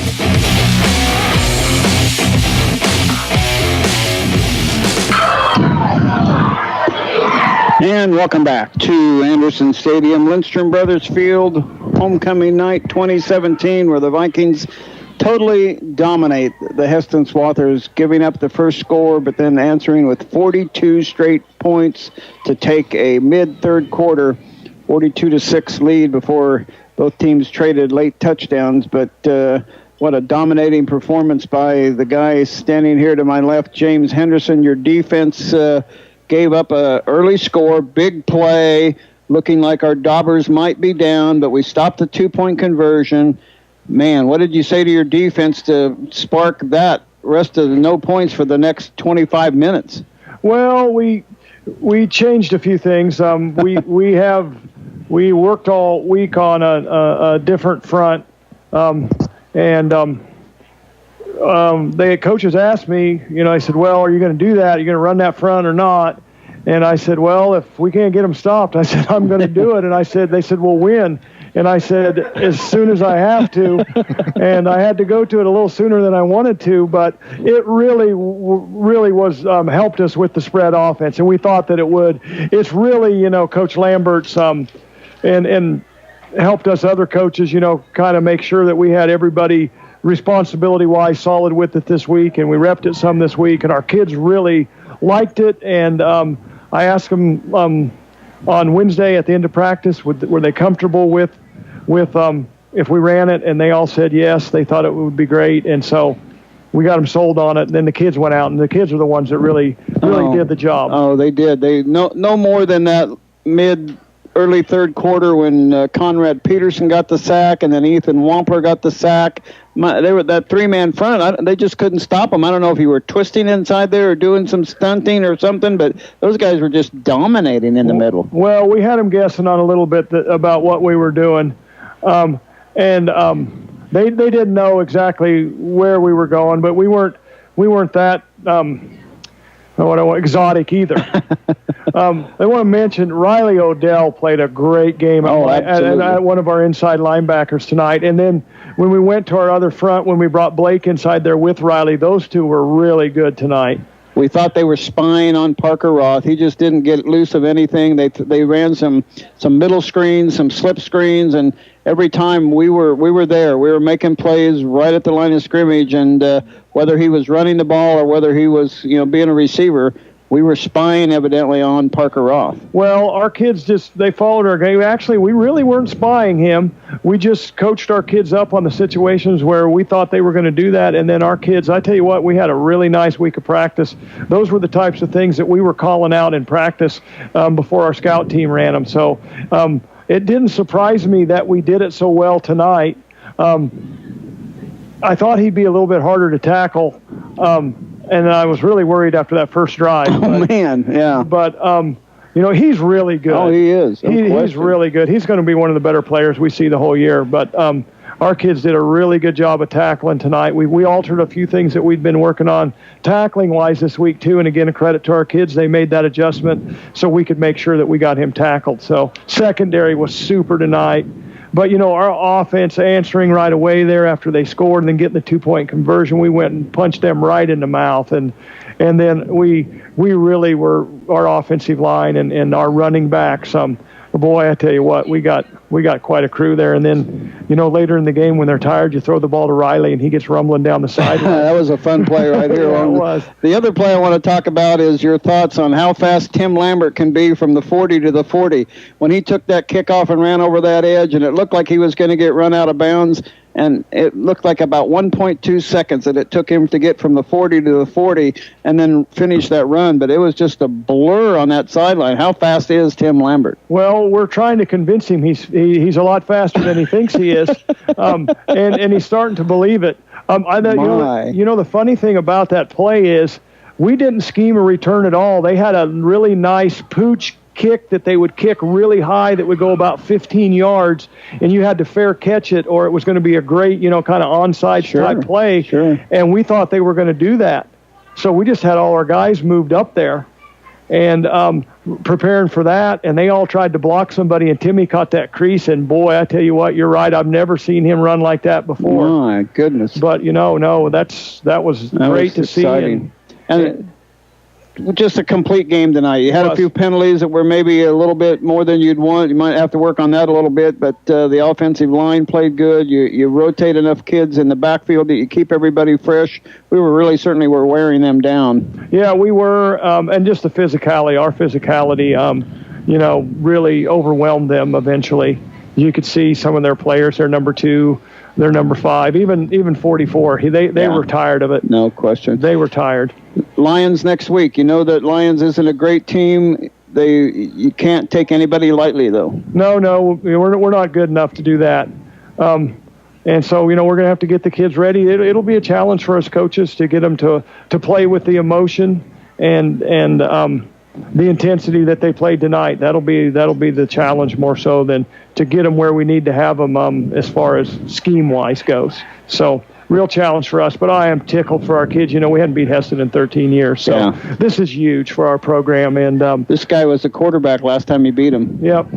And so it's huge. And I'm so happy for our kids. And I'm just hoping that for 2 or 3 days now, us coaches too can walk around, with a big smile and our chest puffed out too, just like our kids are going to, because this has been a long time coming. I'm really proud of our coaches and our program and our kids. So we are too, Coach. Congratulations. Yep, thank you. James Henderson, the Viking coach, defensive coordinator, and appreciate him coming out every week and visiting with us. So I'll recap the scoring. The Vikings gave up a drive culminating with a 75-yard touchdown run by Parker Roth with 10:52 left to go in the first quarter. And the point after attempt was blocked, and it was 6-0. But then the Vikings answered back. And as you've heard us say time and time again, 42 straight points. The first touchdown was a 46-yard touchdown run by Kyle Anderson. That was actually on 4th down. The point after conversion was good. And at 8:22 mark, the Vikings led 8-6. Then they got the ball back after a punt, and they ran it again. And with 1:52 left to go in the first quarter, Kyle Anderson again takes it in from the 4-yard line. The point after pass to Kyle Anderson was good, and it was 16-6. Then early third quarter, the Vikings put together another drive. That culminated in an 8-yard Kyle Anderson run. The point after pass was no good, and it was 22-6. And then just before the half, the Vikings, with 22 seconds left to go in the first half, Kyle Anderson scores on a 2-yard run. The 2-point conversion failed, and the halftime score was 28-6. And then the opening kickoff of the third quarter. Amazing job by Tim Lambert. He takes the ball at the 15-yard line, starts on the near side, goes all the way over to the other side, then just zips down and outruns the defense, taking it 85 yards for a touchdown. The 2-point conversion to Kyle Anderson pass was no good, and it was 36-6 at that point. Or I guess it was good. It was 36-6. And then the Vikings, after a couple of sacks, you heard me mention to Coach Henderson about the sacks by Conrad Peterson and Wampler, and then that was on a 4th down. Wampler sack was on a 4th down. The Vikings get the ball back, and a 3-yard run on a drive by Court Elliott. The point after run failed, and it was 42-6, and that was the start of the running clock. And then 9:42 left to go in the fourth quarter. Raleigh Wilson scores from 1 yard out. Mom's point after kick was good. And then 2 late scores by Hesston, a 2-yard run by Cox and a 46-yard pass to Morales. But wow, what a night for Smoky Valley. Yeah, it was. I mean, what a great game. And let's look over some stats here real quick from the night. And, as we were talking about a little bit with Coach Henderson before he left, the stats are a little skewed because of those last 2 drives that Hesston was able to come in and score. But overall in the night, what a great evening. 332 yards of total offense for Hesston. But the biggest difference between us and them was the fact that we were able to put the ball in the end zone early and often to get the lead that we got. 60 total plays for Hesston compared to 49 for Smoky Valley. Hesston picking up 200 yards in the air, 18 of 29 overall. They did have 1 touchdown and 1 interception. Of course, they had 2 players play quarterback tonight. Number 1, Cameron Cox, their starter, was 17 of 27 in the air, 153 yards. He did throw the 1 interception picked off by Tim Lambert just prior to the half. Jacob Eilert then comes on late in the game in mop-up duty, and he throws 1 for 2, including the 47-yard strike to George Morales, okay, who ends up having one of the touchdowns for Hesston on the evening. Grady Taves, he was 5 grabs, 66 yards. Aiden Fleming, 1 grab, 24 yards. Reese Nabel, 4 grabs, 21 yards. Mitchell Martin, 3 catches for 20 yards. Parker Roth, 2 for 10. Landon Spencer, 1 for 10. Chase McDonald, 1 for 2. And that is pretty much their receiving stats. Rushing tonight for Hesston, they were 132 yards on the ground, 31 attempts, only about 4.3 yards per attempt. Like you mentioned with Coach Henderson, we were really able to get in there and stick Roth as he ran, but he still ran 15 times for 94 yards and 1 touchdown. Cameron Cox, 13 carries, 36 yards. He had 1 touchdown as well. Grady Taves, 1 carry for 7 yards. Reese Nabel, 1 carry, no yards. And Jacob Eilert was sacked 1 time for -5 yards. On the night, they did have 1 fumble and 1 lost fumble. That happening on the punt return. So the Vikings were able to capitalize that as well. I think it was 14-6 at that point in time when the Vikings got that fumble on the muff, and then they were able to go down and score. That was really a game changer there in the first half for Smoky Valley. Offensively for the Vikings, 324 yards of total offense on 49 plays and making the best, really, of all those plays, 6.7 yards per play. They had 60 yards passing on 3 for 4 completions by Brett Heitschmidt, actually 2 for 3 for Brett for 57 yards. And then Lane Schrog comes in and goes 1 for 1 for 3 yards. Tim Lambert, of course, catching the deep ball for Smoky Valley, 1 for 36. Riley Odell catching a nice play over here on the flat, 1 for 21. And Raleigh Wilson catching 1 pass for 3 yards. Again, it's a ground game for the Vikings, 264 yards on 45 attempts, 5.9 yards per attempt, and led by Kyle Anderson, 16 carries, 117 yards. He had 7.3 yards per carry and also had those 4 touchdowns, and all 4 of those touchdowns came in the first half.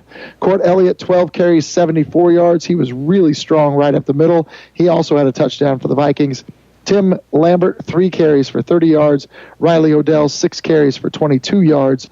Brett Heitschmidt, 2 carries, 11 yards. Raleigh Wilson came in, 4 carries, 8 yards. And Raleigh, of course, sticking it in the end zone late in the game as well for Smoky Valley. And Lane Schrog, 2 carries for 2 yards. Defensively tonight, Zach Abel led the charge with 6 solo tackles from his cornerback position. Blake Hebel had 5.5 tackles. Kyle Anderson, 5. Tim Lambert, 4.5. Ethan Wampler, 4. Riley Odell, 3.5. Court Elliott, 3. Carson Windholtz, 3. Josh DeAndrea, 3. Raleigh Wilson, Lane Schrog, Conrad Peterson, all with 2.5. Zion Thomas, Dylan Archuleta, 1.5. And then Trey Kennedy, Jacob Adams, Brady Weber, Carson Byers, and Chase Pywell all come in to get some nice tackles. And then, of course, Brandon Malm, 1 extra point attempt, and 1 good extra point attempt as well, taking him to 3 for 3 on the season. So the Vikings don't dominate necessarily the time of possession. They don't dominate necessarily the amount of plays. How many plays did Hesston have? Hesston ended up with 60 plays, Smoky Valley 49. Yeah. And the total time of possession, Smoky Valley has 25-47, whereas Hesston 22-13. So it really comes down to the stops our defense was able to get in the first half. And once we got those stops, we only punted the ball, twice? And once was late in the game after we got stopped, after we had a number of our subs in. And the only other time we punted, they muff it, we get it back, we go down and score. So it was really kind of like, reminded me a little bit of the Larned game, except for we were on the Larned side this time, in the fact that they couldn't stop us offensively, and we got the stops we needed to be able to take the lead.